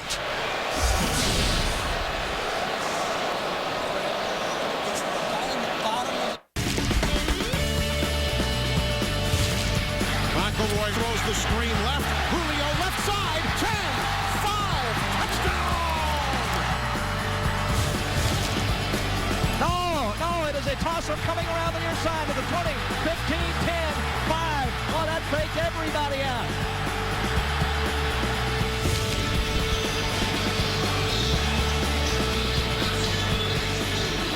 We welcome you back to Tiger Stadium in Baton Rouge. Let's review that play. This is a huge play. You would think that this guy would make the call, the back judge. Okay? And from there, you can't tell. Now, remember, they called it a touchback. It was actually the official on the bottom. Yep. It's actually the official down here, the field judge, that makes the call. Well, you can't see him make the call there. But, boy. Well, play stands. Yeldon, the running back. Blake Sims gets a block from Yeldon. Dances back, being chased. Has to throw it away.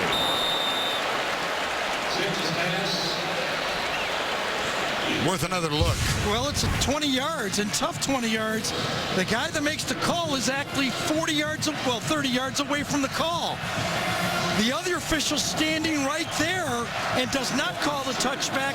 The touchback is called by this guy on the bottom. Blake Parks, the field judge, made the call. 2nd down and 10.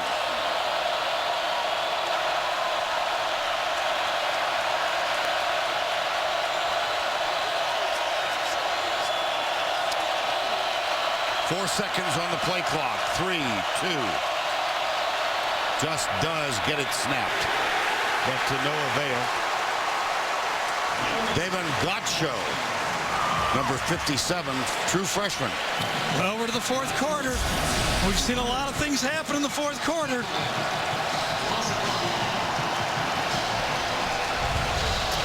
That is the end of 3 with the score. LSU 10, Alabama 10. We'll return right after this word from your local station.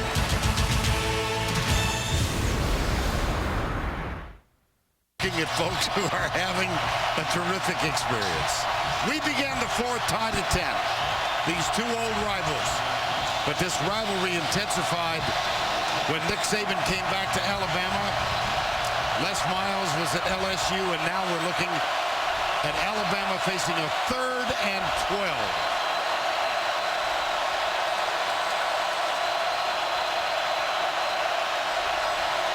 Three-man rush, they drop 8. Sims, Christian Jones, popped, and down at the 27-yard line. Well, how about the disparity in plays in the 3rd quarter? LSU ran 24 plays, Alabama 5. Well, yes, and if I think it was all Anthony Jennings. Remember those scrambles that he did on the pass plays? It was corrected a bit by going zone, just like John Chavis did right there.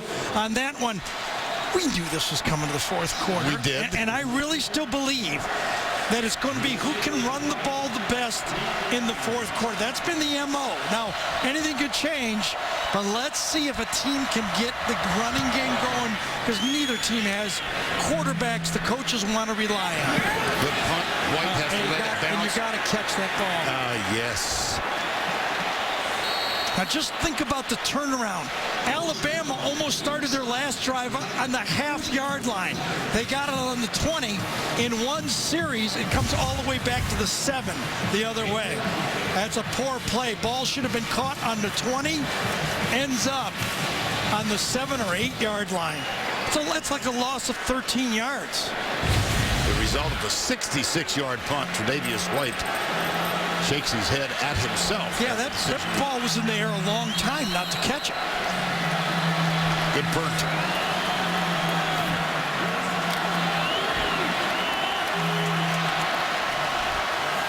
I mean, just 15 seconds ago, Alabama was down here, remember? Now look at that.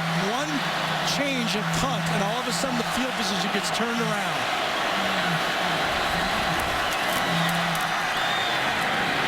Fournette rested quite a bit in the third quarter. Look at that.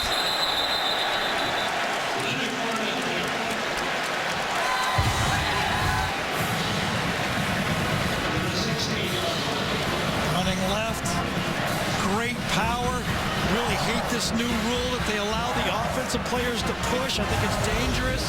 I liked it the old way better. 8 yards. Second down 2. Fournette for the night, 63 yards. Neighbors and Fournette in the eye.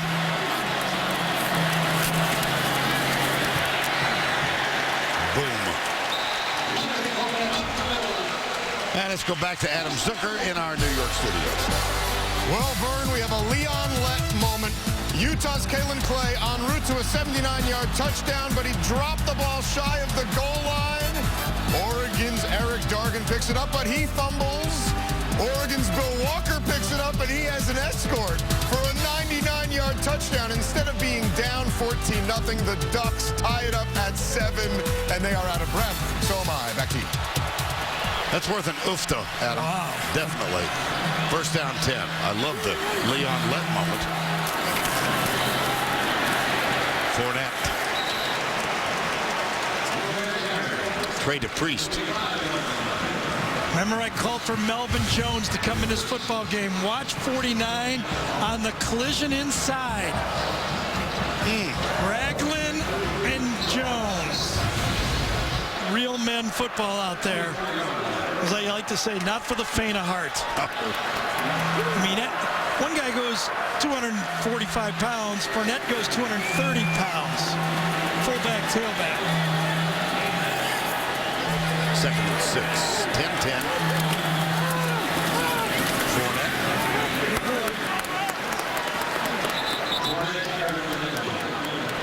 Well, it's a most significant weekend in college football time. This list is getting short. It is. We don't need no stinking committee, as like I to say, because for Mississippi State or Alabama, who face each other next week, should Alabama win tonight, they both control their own destiny winning out. Florida State, obviously. Arizona State beats Notre Dame, and Oregon. There's only 5 teams that don't need, in my mind, the committee's help. 3rd and 5. LSU 7 of 15 on third down conversions. Jennings got it. Traven Durrell. First down, LSU. Oh, they've been throwing those fades against bump and run technique, and now they put the stop on against it. Great changeup called by Cam Cameron and Durrell. Remember, Traven is the one who had that touchdown catch at the end of the half a year ago to pull it close. He's their go-to guy. Third down, he's almost the same for LSU as Amari Cooper. He's not to his level yet, but Traven's only a sophomore. Terrence McGee is back at running back. He tries to come to the left side. Stiff arm. Nice. Nick Perry, number 27, made the tackle, but fine run from McGee. You called it. The face mask straight arm, basically, right? Old-fashioned football. Yes, right? Didn't grab it, though. Nope.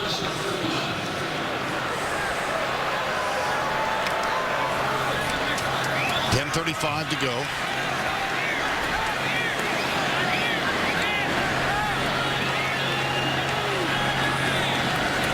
Austin McGee goes right. Neighbors with another block from that fullback position. Ashawn Robinson with the tackle. A crowd of 102,000 plus on hand. Saturday night in Death Valley. And a renovation of this stadium added 9,000 seats. You see it at the front. It's just splendid. It is such a gorgeous facility. It was fun before. Oh, it's closed in now. Yeah. And as we mentioned at the very beginning of the night, Les Miles as a head coach, 46-3 on Saturday night here. As those 3 losses were to Florida, number 1, Alabama, number 1, and Mississippi State this year, now and number 1. They'll push and pass, won't they? Yeah.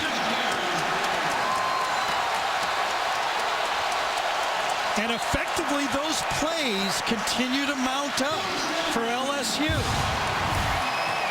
Continue to run the ball, continue to run the ball left. Oh, does Collins do a nice job of helping and then coming off and blocking Trey DePriest. LSU has moved from its own 8 to a first down now at the 47-yard line. LSU believes they can wear down anybody by doing this over 4 quarters. They believe they can run the ball in the 4th quarter on anyone.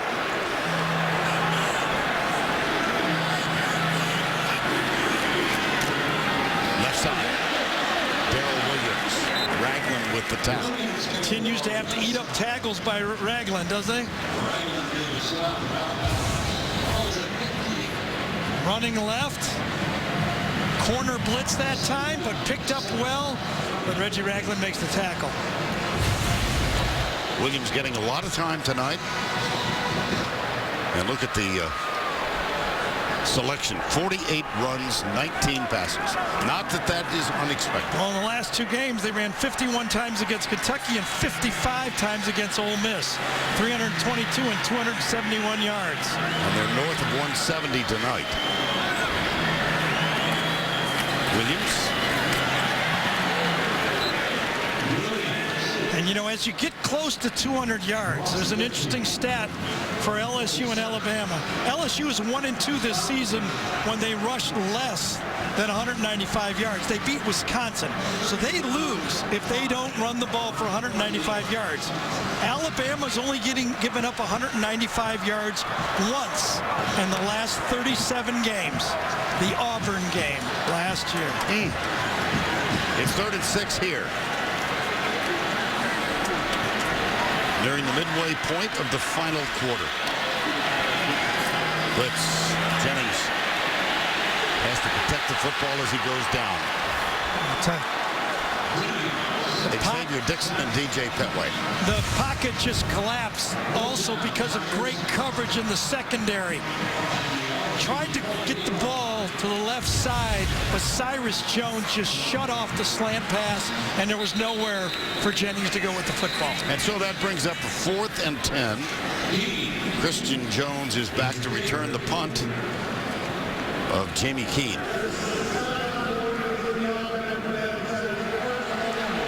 Sideline warning, I believe, against Alabama. Keene with the 7th punt of the night.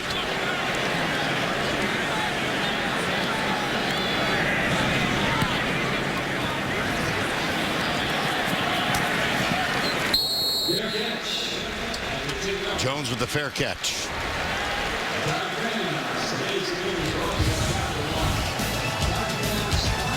There's some banging going on tonight. Timeout.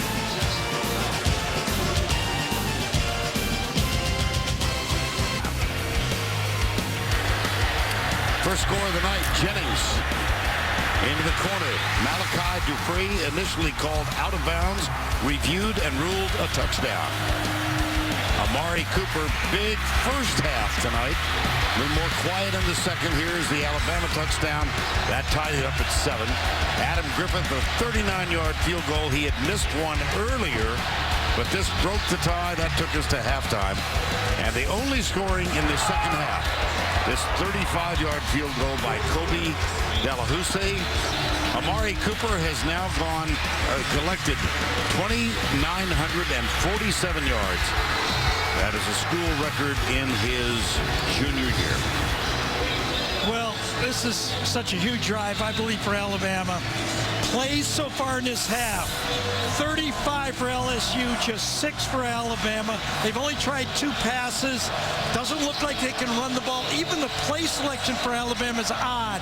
19 rushes, 32 passes. When do you ever remember a selection like that? But it appears that's the way they can move the ball. Very interesting. Quarterback draw, Blake Sims.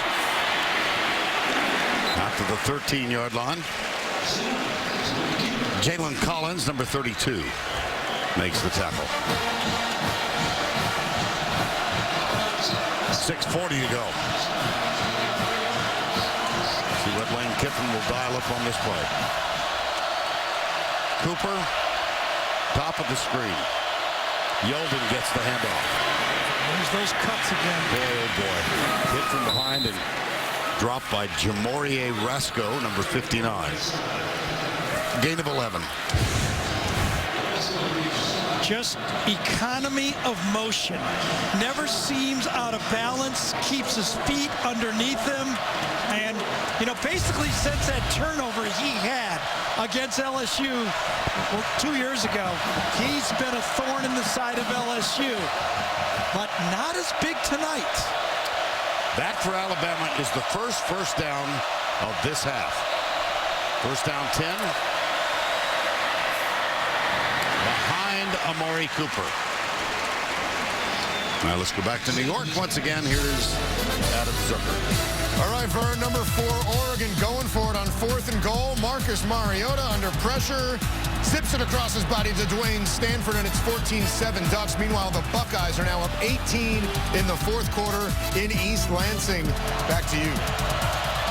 Second down and 10 here. Cooper gets a great block. Cut the quarterback down. Jalen Collins did a nice job of making that tackle, though I thought Cooper could kind of split that outside and go for it. But watch number 32 get knocked down and then reach up and make the tackle. A wonderful play by Jalen Collins on that one. Gets blocked and then gets back up and makes it. I thought we were going to see Cooper right down the sideline. 3rd and 6. Oh, he overthrew him. Missed him badly. White. Yeah, missed him badly. 4th down.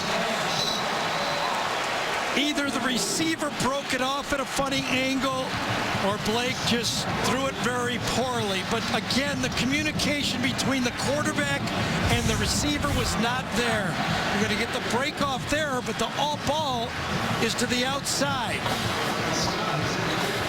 See, just lack of communication. That just the cohesion in the passing game is not there.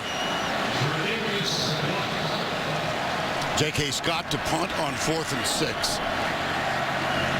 Tre'Davious White is up at the 25-yard line. Return is on all the way for LSU.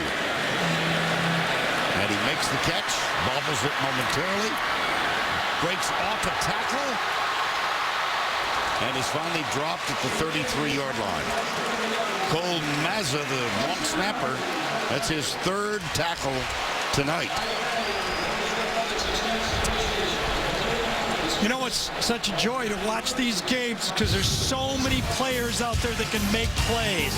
Even on special teams, you see athletes all over the field. See on CBS is sponsored by Ford, AT&T, Dr. Pepper, and by Chick-fil-A.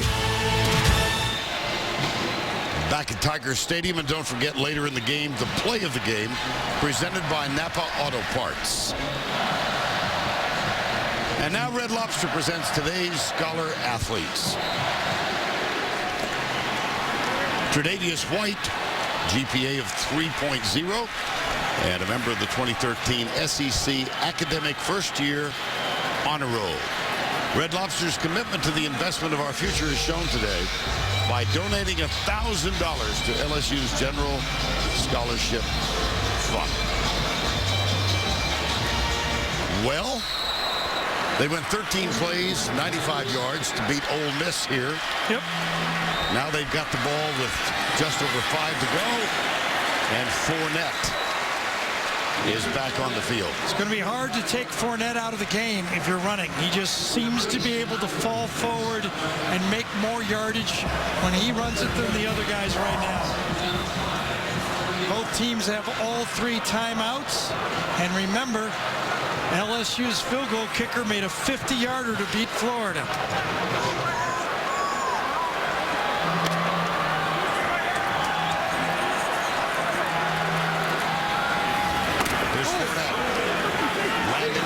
Sure was. Boy, oh boy.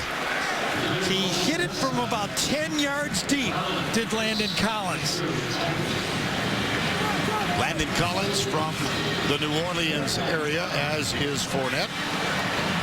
He's a much more comfortable football player in this type of game than he is matching up in man-to-man. He likes to come downhill and make physical football plays.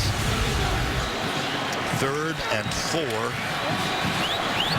At the 4-minute mark. Are they going to run Anthony Jennings? That's been their best play.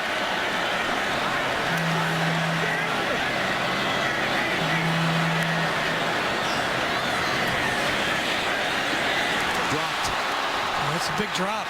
Trey Quinn, yes. Yep, that ball should have been caught. Trey Quinn is in the game for one primary reason. To make this play. He's a slot receiver, number 8. They're setting him up for a first down. You got to catch that ball. You just have to make that play. He's in the game as a possession receiver. They set him up. Perfect throw. Coaching staff, everybody did their job. And poor Trey did. And so 4th down with 3:45 to go. Keene with the punt. Out of bounds at the 25. Mark it instead, 24. 10-10. Alabama and LSU. He's got the Alabama hat on. And he's listening to Eli Gold. You're right. Right? He sure is. One of the stars of NCIS New Orleans. Unfortunately, NCIS Steamboat Springs Not yet. a project. Not yet. Yep. No. They're thinking about it. Well, I got to see if I'm Lane Kiffin. I'm going to earn my money. It's a lot of money. I got to figure out a way to get number 9 in the football. 2 receptions for 11 yards in the second half.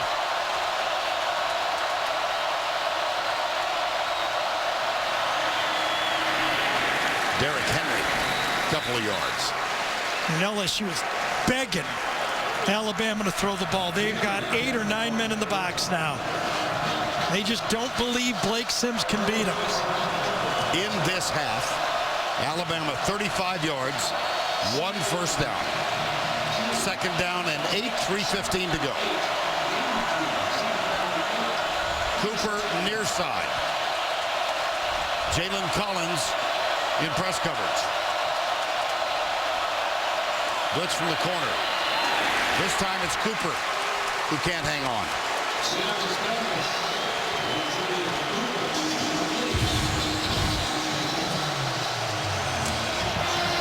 Good throw. Should have had it. 3rd down. Les said it. It's a 3rd down game for the game. Alabama's 5 for 16. They're 0 for 3 in the second half. A little noisy here. This time Cooper split wide left, and Tre'Davious White will defend it.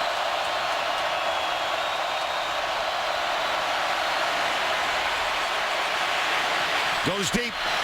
Jump ball. Incomplete. 4th down. I tell you, LSU's not making a mistake. They're not having a busted assignment. They're sticking with their men. Even when the quarterback, Blake Sims, scrambles out, Jalen Collins, who's had a wonderful football game, sticks with his man and makes the defensive play.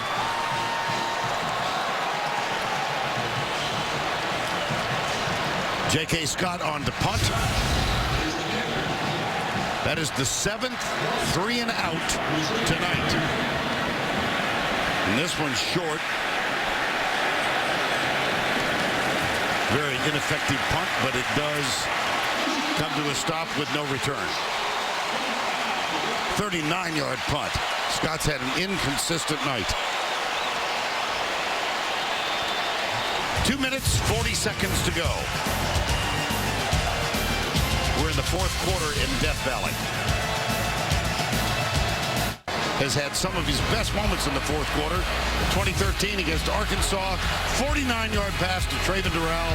That's the game winner, 1:15 left. 2014 at Florida, Traven Durrell for 41 yards on 3rd and 25. Then he found his favorite target again for the go-ahead TD. And against Ole Miss, this game-winning pass to Logan Stokes. 5 minutes to go. LSU won that one 10-7. Well, that sets it up. There's no doubt. I just said a few minutes ago that the LSU team did not think Blake Sims would beat him throwing the ball, especially his inability to throw it downfield. I got to believe Alabama thinks the same thing. Let's see what happens. McGee is the running back. Jennings pressured. Is that caught or trapped?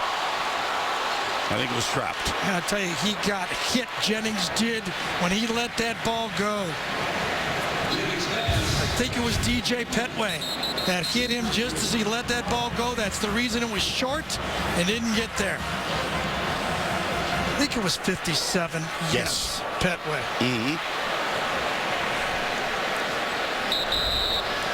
So time has been called.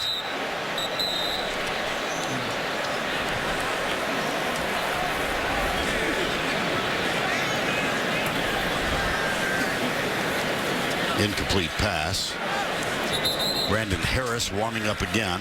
You know, Vern, people sometimes don't appreciate the skill level of defenses. Remember that 2011 game that everybody said was so boring? Exactly. 9-6. Well, 16 of the 22 starters for both sides on defense were drafted in the NFL. I would assume that we're looking at the next wave of players being drafted from these two great teams. Great athletes on defense make games look like this. You know, I read all the criticism of that 9-6 game. I thought it was a heck of a It was a great game. Yes. Overtime, 9-6 LSU won it. Brandon Harris. Play clock at 4. LSU had to take a timeout. Yes, they did.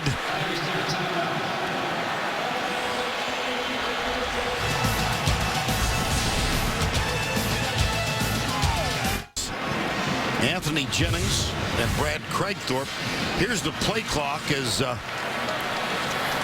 it starts 2:34. Right, instead of it being a 40-second clock, it's a 25-second clock, and LSU just did not handle it. You see Brandon Jennings, he doesn't even know the play. He's shouting back. He's still in the game. There's Harris. McGee, the running back. 2nd down, 10. LSU now with 2 timeouts remaining. Harris pulls it out. Down the sidelines.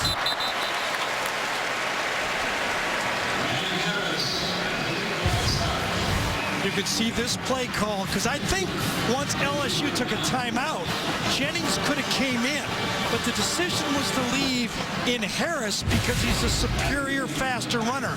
So they wanted to go one play, see if they could get around the edge, and then come back with Jennings. Very interesting.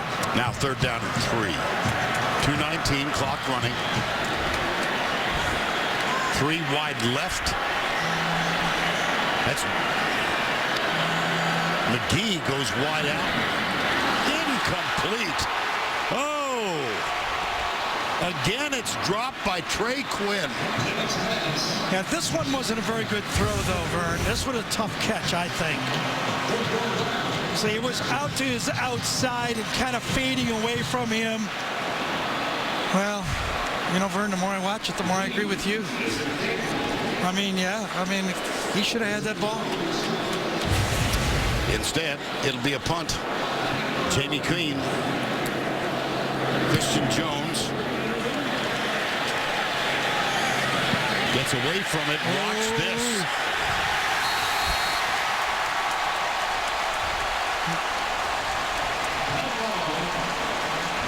Jones at the 1.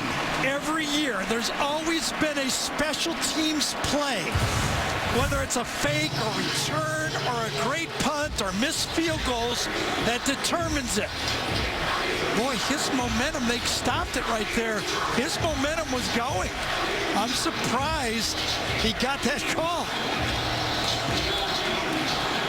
I really am. I'm shocked, to tell you the truth.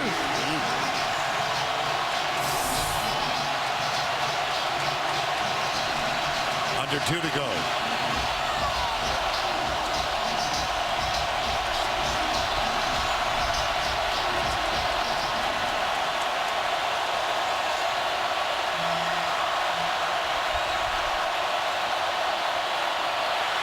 They feed Yeldon. You know, Vern, we showed you at halftime how Alabama had struggled to throw the ball more than 10 yards.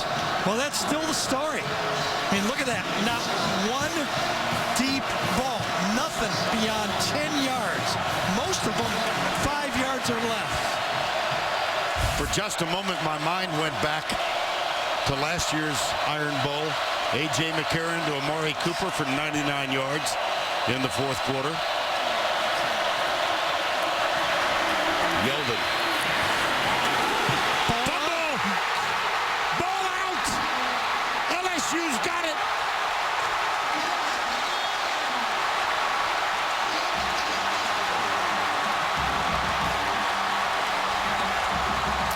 Beckwith recovered it. That is the 11th lost fumble this year by Alabama. It has plagued them. Remember, he came in with a tweaked ankle knee, and that's exactly what was his knee down. But that ankle, he felt the same twinge that he had before and just gave up the ball. You could see the pain basically caused the fumble. Was the knee down? No, I don't know. It was not. Nope. And neither was the shin. That's going to stand. But you could see it was the pain. And remember, there was some question of how healthy T.J. Yeldon would be. And I think the pain, odd to say it, but the pain caused the fumble. Help to the sidelines. 1:13 to go. Lamar Lewis made the tackle.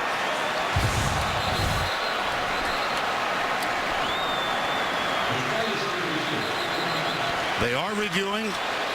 Ball's out.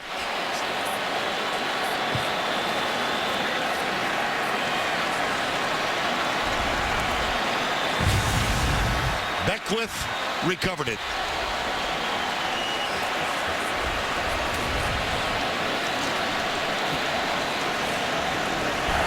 The ruling on the field is a fumble recovered by LSU. That play is under further review. This is a booth-initiated challenge. Booth-initiated review.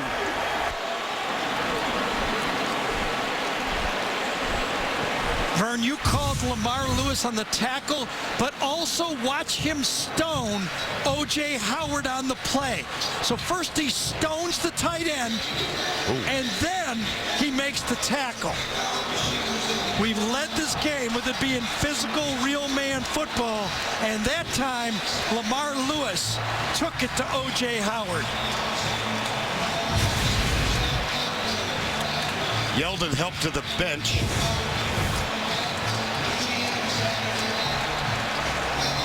That is the first turnover for Alabama tonight. You can see him wincing, can't you? Yeah. A grimace or a wince, yes, absolutely.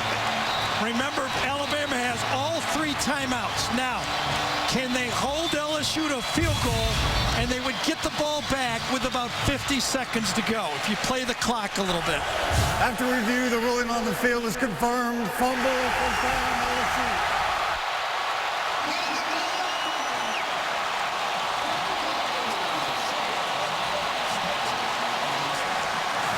Ironic.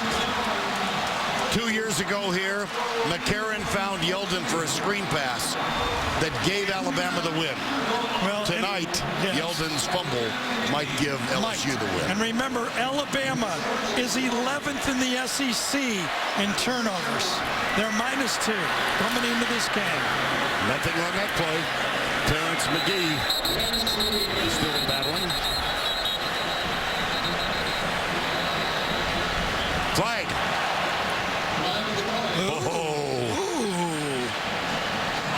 And a silly one, too.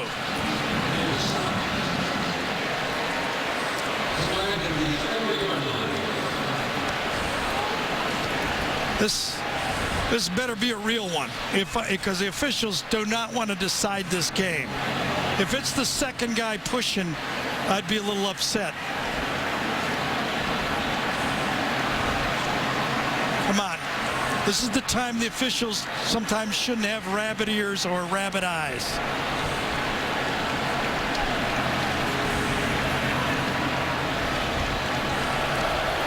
After the play, unsportsmanlike conduct, number 74. LSU, 15-yard penalty, second out. Vidal Alexander, number 74, left guard. Okay, there he is in the middle of it. Remember, they're pulling on the guy, and he tries to pull and push, and he gets the call, and it's against A'Shawn Robinson. Right. Robinson had his hand in there, and Alexander reacts to it. Like, what are you doing? See how he was pulling, and A'Shawn Robinson kind of sells it. Come on. I got to be honest, I really don't like that call.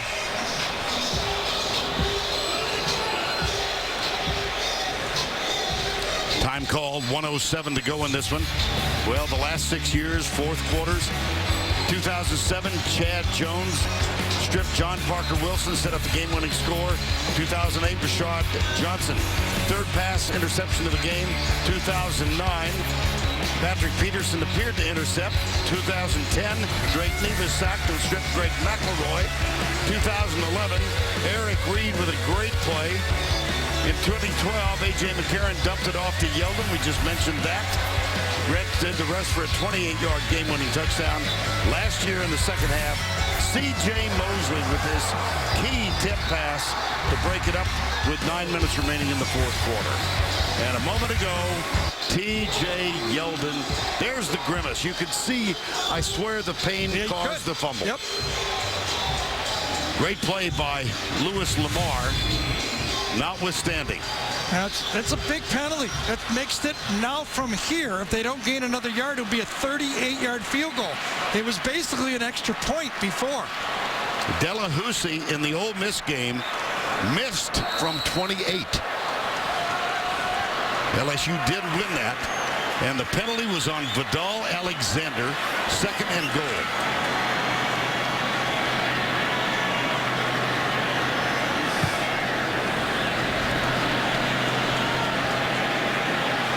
Seconds on the play clock. Goodness. LSU now has one timeout left. Yeldon. Well, obviously, LSU was looking to the sideline for the play call, and the brains, Cam Cameron, Les Miles, and everybody couldn't come up with the right play. So they said, why hold on to a timeout? It isn't going to be worth anything. Well, review the SEC West standings. Mississippi State at Alabama next week. Auburn losing today. Coming close from behind, but losing 41-38. Ole Miss 4-2. LSU trying to get to 4-2. Well, there's a lot of people who predicted the SEC West would beat the SEC West. Yeah. That's what's happening here. 2nd and goal. Looks like they're positioning for the field goal. Oh, my goodness. Well, wait a second. That was not forward progress. It should have been. Yes, Yeah, it was. yeah. It was.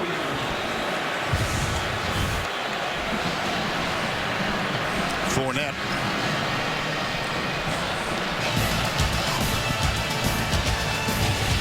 Timeout called. Alabama.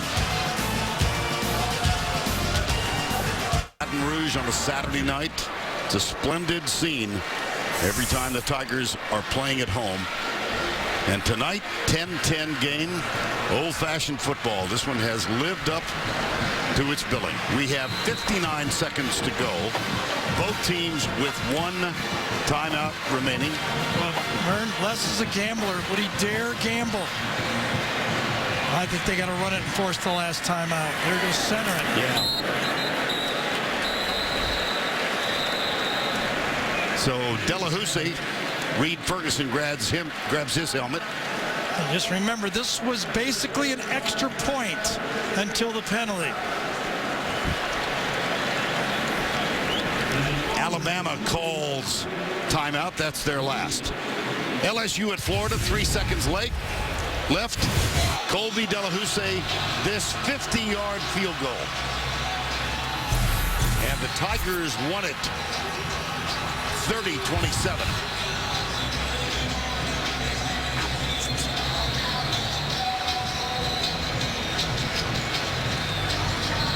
Fourth and goal. Well, we said it'd be about 50 seconds when Alabama gets the ball back, and that's going to be about exactly what it is. Will they get it back tied, or will they get it back 3 down? Reed Ferguson will snap it. Brad Craigthorpe, a backup quarterback, will hold it. This is for 39 yards and the lead. Craigthorpe calls him the best snapper in college football. He's never had a bad one. That one's good, and this one is as well.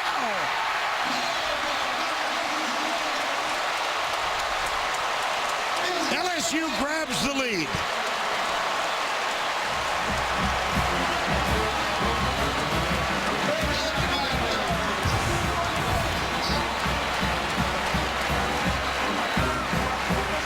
Perfect. Les Miles.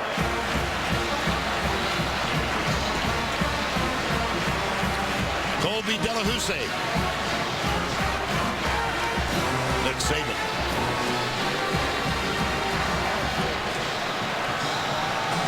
And the Tigers have the lead by 3. Vernon practice Thursday. They got to the same position doing the 2-minute drill. And Les said this is for the win. Delahousie missed to the right. He said penalty Alabama. He missed to the left. He said penalty. And the third one, he put it right through the middle. And he looked at him and said, I want that one.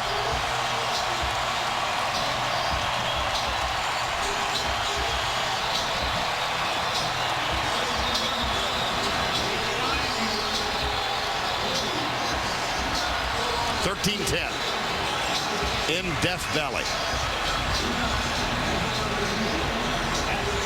Trent Domingue will kick off. Les Miles trying to go 47-3 as the head coach here on Saturday night. And as much as Alabama has struggled with offense, perhaps the kickoff return would be the best shot. Does LSU do something different to avoid the big kickoff return? 3 times, twice in his career, Christian Jones has returned kickoffs for touchdowns. Yeah, they squib it. And out of bounds. Oh!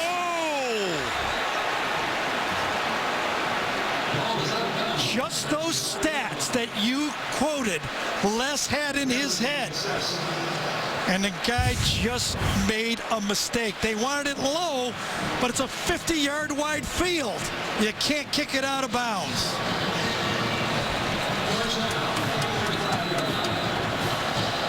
Right now, Les needs more to eat than grass.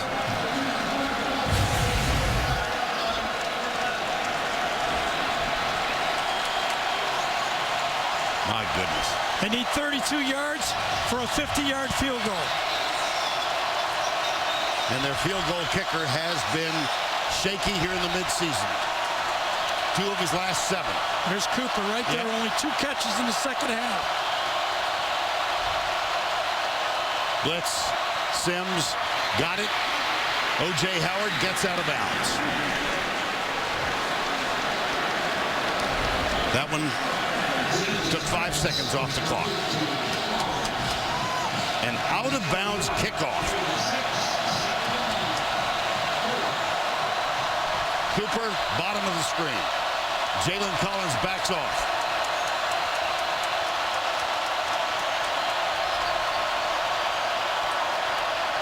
Derrick Henry is the running back. Sims looks deep, fires deep left side. He's got DeAndre White open, and Tre'Davious White got back. He had him about a foot. White realizes his left hand, I don't know if he turned him or not. Not enough for the official to call. It could have been called, but they didn't call it. 3rd and 4.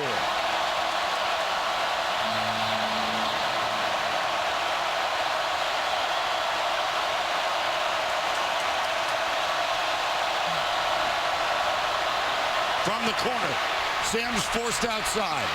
He'll run it. Made a first down. What I think so. Athletic play that was. Yep. I believe they were going to the inside screen that time. Defended well by LSU, but Blake Sims makes a play that maybe only he can make. As athletic memory was once a running back for Alabama. Adam Griffith hopes he gets a chance. First down 10, 30 seconds to go. Only need 21 more yards to get a 50-yarder. Sims, O.J. Howard again. They're very nicely done by Alabama. Not panicking. They've only killed half of the 50 seconds so far and have got it into a manageable position. 2nd and 4, 25 seconds to go. Adam Griffith's career long is 47 yards. Young man born in Poland, adopted. Now lives with his parents in Calhoun, Georgia. One-on-one coverage on the bottom to your best player. Sims looks that way. Oh, Cooper dropped it. Oh, my. Second one of the second half. And that would have been a first down.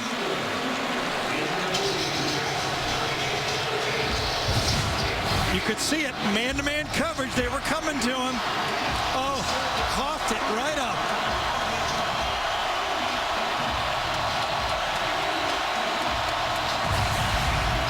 Third and 4.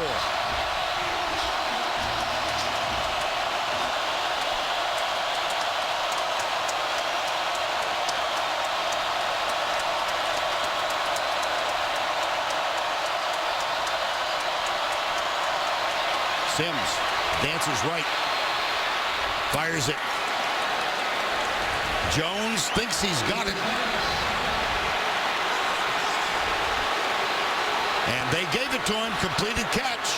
They'll be able to ground it. And stop the clock. That was a gain of 16. How about this drive for Blake Sims? The great scramble, the patience with the throws, and finally getting out of the pocket. He delivers the ball, gets his hands underneath it, and does he control it? It doesn't matter, because the next play was snapped, and it was over. 12 seconds to go. We showed you Blake Sims' passing sharp. He had not had one completion over 10 yards, but he came through on this last drive. 4-man rush. Sims caught.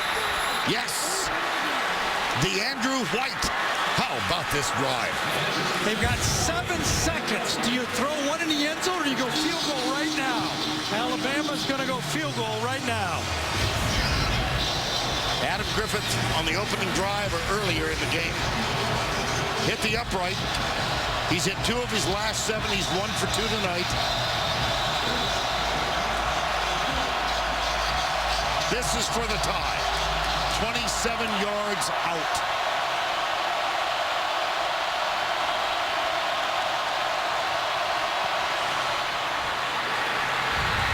We are notched at 13.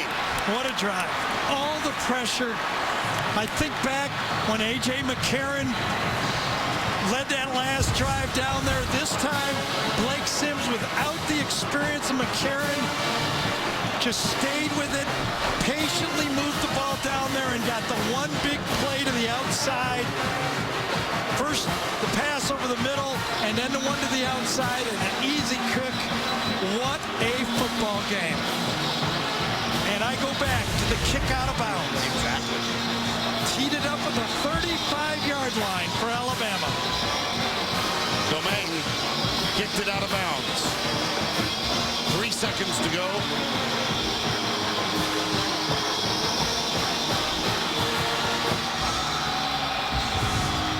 And a lot of it had to do with the reputation of Christian Jones and his success. They did not want to kick it deep, and obviously they did not want that. And you could see the players for LSU with their hands on the hips, looking back and going, what?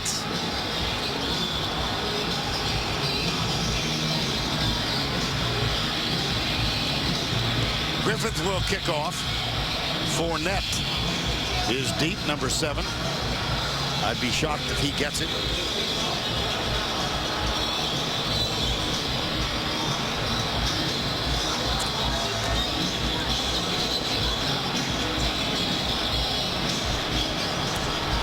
Squibs it. Yeah, that's how it was supposed to be done the other way. Yes. Fournette does get it. No open. I'll bet you that's number 10. Yes, it is, yes. It's Foster. He has excelled on special teams this year. We saw it twice in that Texas A&M game that we did, and this time he gets up ahead of steam. Gets a hit. And I know the Alabama players were a little nervous because of the celebration out there, that they had so many players on the field, they were nervous about getting a penalty right there.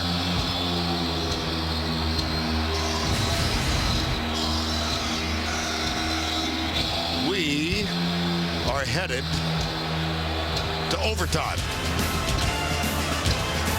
4th overtime game since 25. LSU's won 2 of the previous 3. Death Valley in Baton Rouge, Louisiana. This overtime is presented by Chick-fil-A. And the familiar rules of college overtime. The ball starts at the opponent's 25-yard line. You keep possession until scoring or failing to make a first down. Teams must have an equal number of possessions, and teams must attempt a 2-point conversion after the touchdown, starting in the 3rd overtime. You know, Vern, remember the whole second half we were talking about Blake Sims had not completed a pass more than 10 yards. The first one out of the pocket, complete to Christian Jones. Got it down there for it would have been about a 42-yarder. And then the second to the sideline, Andrew White. 2 passes right at the end. Let's go down to Tom Ritter. All right, the winner of the toss gets to elect offense, defense, over the field. Each team gets 1 timeout. All right? I got heads is heads, and the eagle is tails. What is your call? His call is tails. If I drop it, it's tails again. Call is tails, it's heads. We want to play defense. Which one is the field? LSU is 1 offense today. LSU has won the toss, elects to go on defense. Alabama will be 1st and 10 at the 25-yard line. And so we're set. Well, Vern, you talked about the 3 previous overtimes. The one before, it's been the less, Nick Saban matchup in 2005. The last 2 in 08 and 011.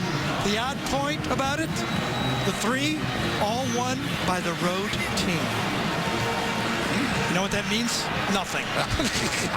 It's just a fact. Does it have any effect on this? No, none. That's crazy. How about that? What a drive.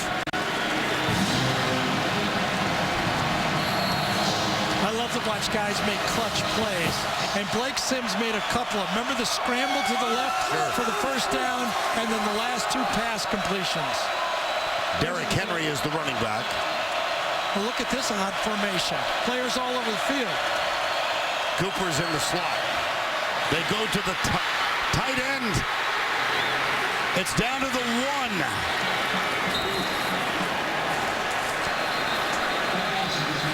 Brandon Green. I said it was an odd formation because this is an offensive tackle. They make eligible a player that looks like an offensive tackle.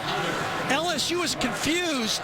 This guy's not even eligible right here, but he fakes a pass, and they free up the real tight end who was lined up as a tackle. A gimmick play, they did it fast. After the play, personal foul, number 72, offense. 15-yard penalty will be 1st and 10. Yeah, Leon Brown is the guy that came in late and tried to clean up the pile.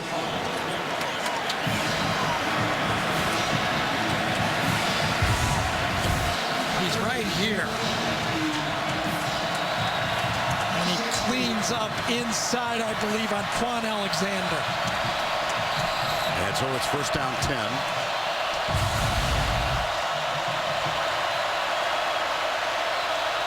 Remember, Yeldon was injured when he fumbled, so Henry, the workhorse man, hauled down. Justin Fowler with the block to get him around the corner. Sure was, Vern. Fowler, number 45 that time, gets the block on the edge. Remember when O.J. Howard did not handle the edge? Fowler did.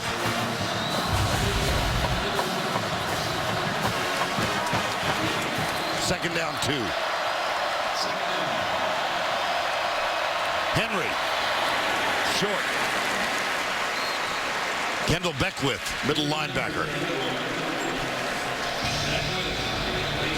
Player down.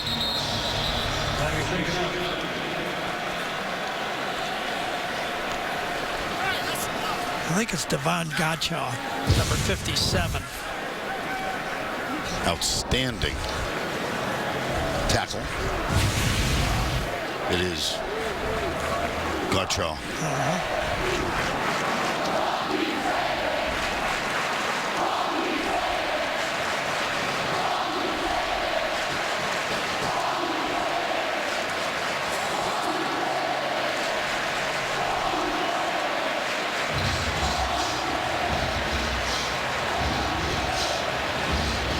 Jack Marucci, the trainer, on the right side.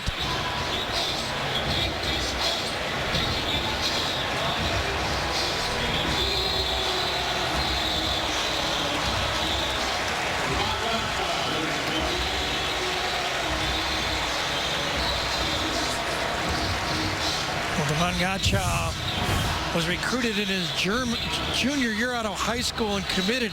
He actually got injured his first game of his senior year. Had knee surgery. I think that right knee just kind of went out on him and scared him a bunch.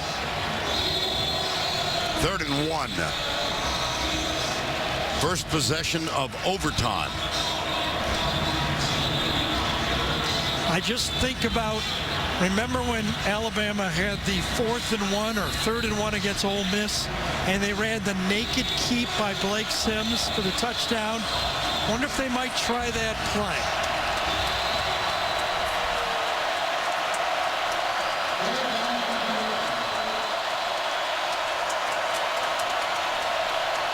Amari Cooper is in the backfield.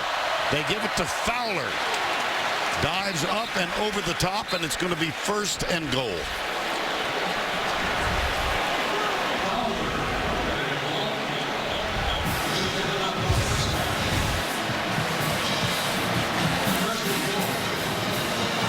once he gets to the 5. You know he made the first down. Nice call. Still wonder, as stout as LSU is inside, would Lane Kiffin want to gimmick a play with the quarterback run to the outside? Derrick Henry, the tailback, Cooper, and DeAndrew White, along with Christian Jones, all three to the right side. Remember him in the bowl game last year? That's a man as well. He's got to be in that 245 range himself.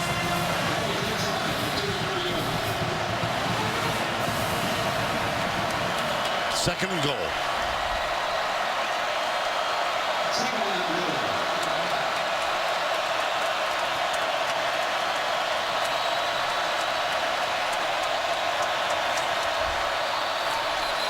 Flag.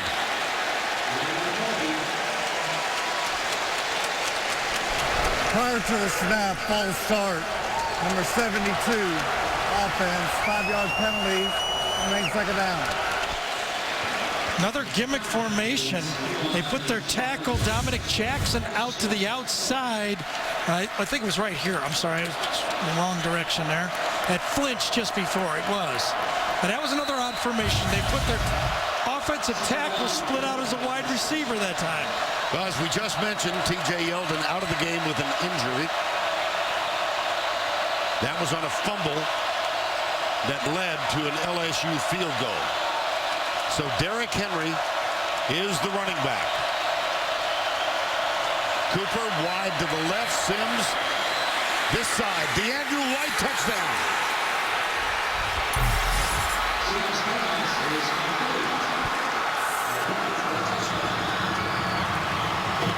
Well, they ran what we used to call a pick, but now they call it a bump or a rub.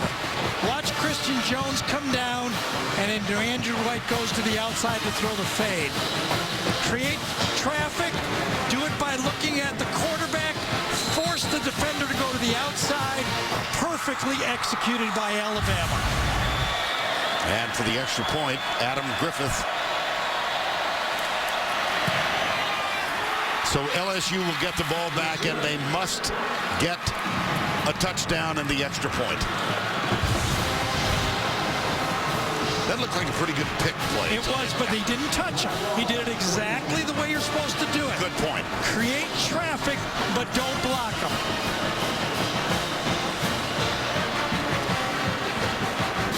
Notice the difference in composure by Lane Kiffin on the right, Nick Saban to the left.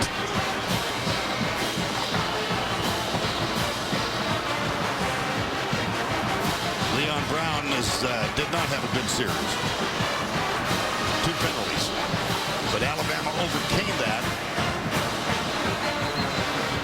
And remember, they went 65 yards with no timeouts to get a field goal to tie this and send it into overtime.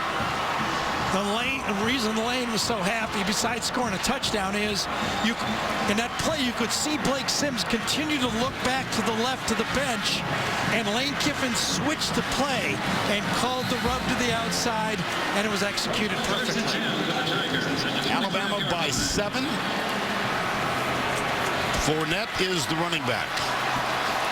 Melvin Jones is the fullback. Play action, Jennings. Out of the backfield, he dropped it. Melvin Jones. You know, in this case, dropped as being kind. He batted it down, basically. Watch him, goes up for the ball, turns his head. I mean, he didn't just lift his eyes. He turned his whole head to turn upfield. And as he turns his head, you can see his eyes. They're almost a couple yards out in front of him where his vision was, and he bats it. 2nd and 10. Jennings, left side, 1-on-1. Receiver ran out of bounds. That's Malachi Dupree. Yeah, that was somewhat of an odd call. You know, I mean, remember, it's still 3 more downs to score. And I believe that Cam Cameron thought he could pick on Cyrus Jones, number 5. He just felt that was the guy to go after, and he's been going after him all game. Hasn't worked, has it? Not at all. 3rd down 10. Even the one touchdown was a great throw and good coverage.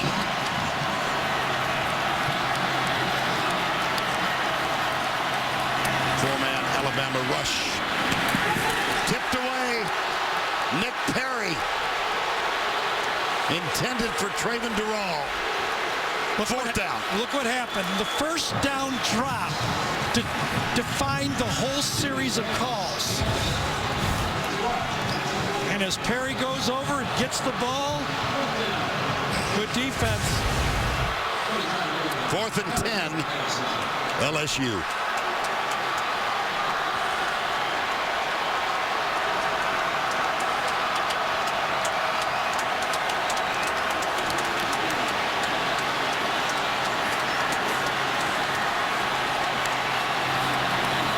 Here's Jennings. Pulls up, lobs it into the end zone. It is tipped and incomplete.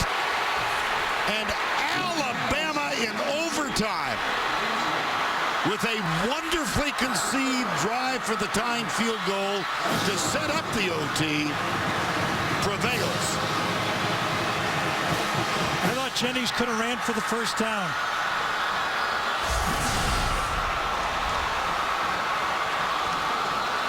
There was a lot of bumping, a lot of hand checking, and the officials kept the flags in their pockets.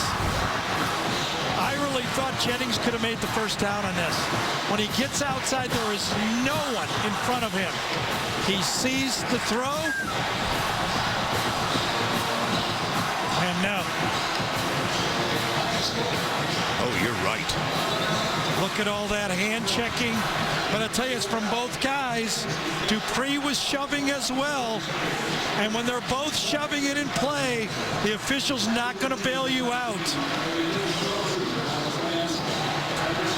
Cyrus Jones, first contact, intended for Dupree. Got some help from Jabril Washington. In football, in a short season, a win is a win. This team overcame a lot of mistakes in this game, but when it came down to it, your leader, Blake Sims, made the big plays when he needed to. What were you most impressed with? Well, you know what? I told the players when we fumbled the ball, I told the defense, now this is where you show you know how to win. We got to stop them and get a field goal. We'll call timeouts. We'll get the ball back. Told the offense that in a 2-minute drive. They did a great job. Blake did a great job managing the clock as well as making some really good throws, even though we had a drop.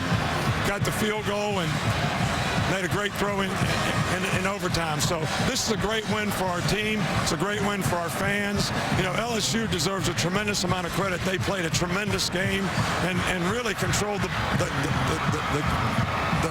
football in the second half totally and completely. So, but we made the plays when we have to, and it shows that our guys know how to win. Coach, what have you heard about T.J. Yeldon and the severity of his injury? He just twisted ankle. I don't know how bad or anything. Congratulations on your football. Allie, thank you. Now time for the play of the game presented by...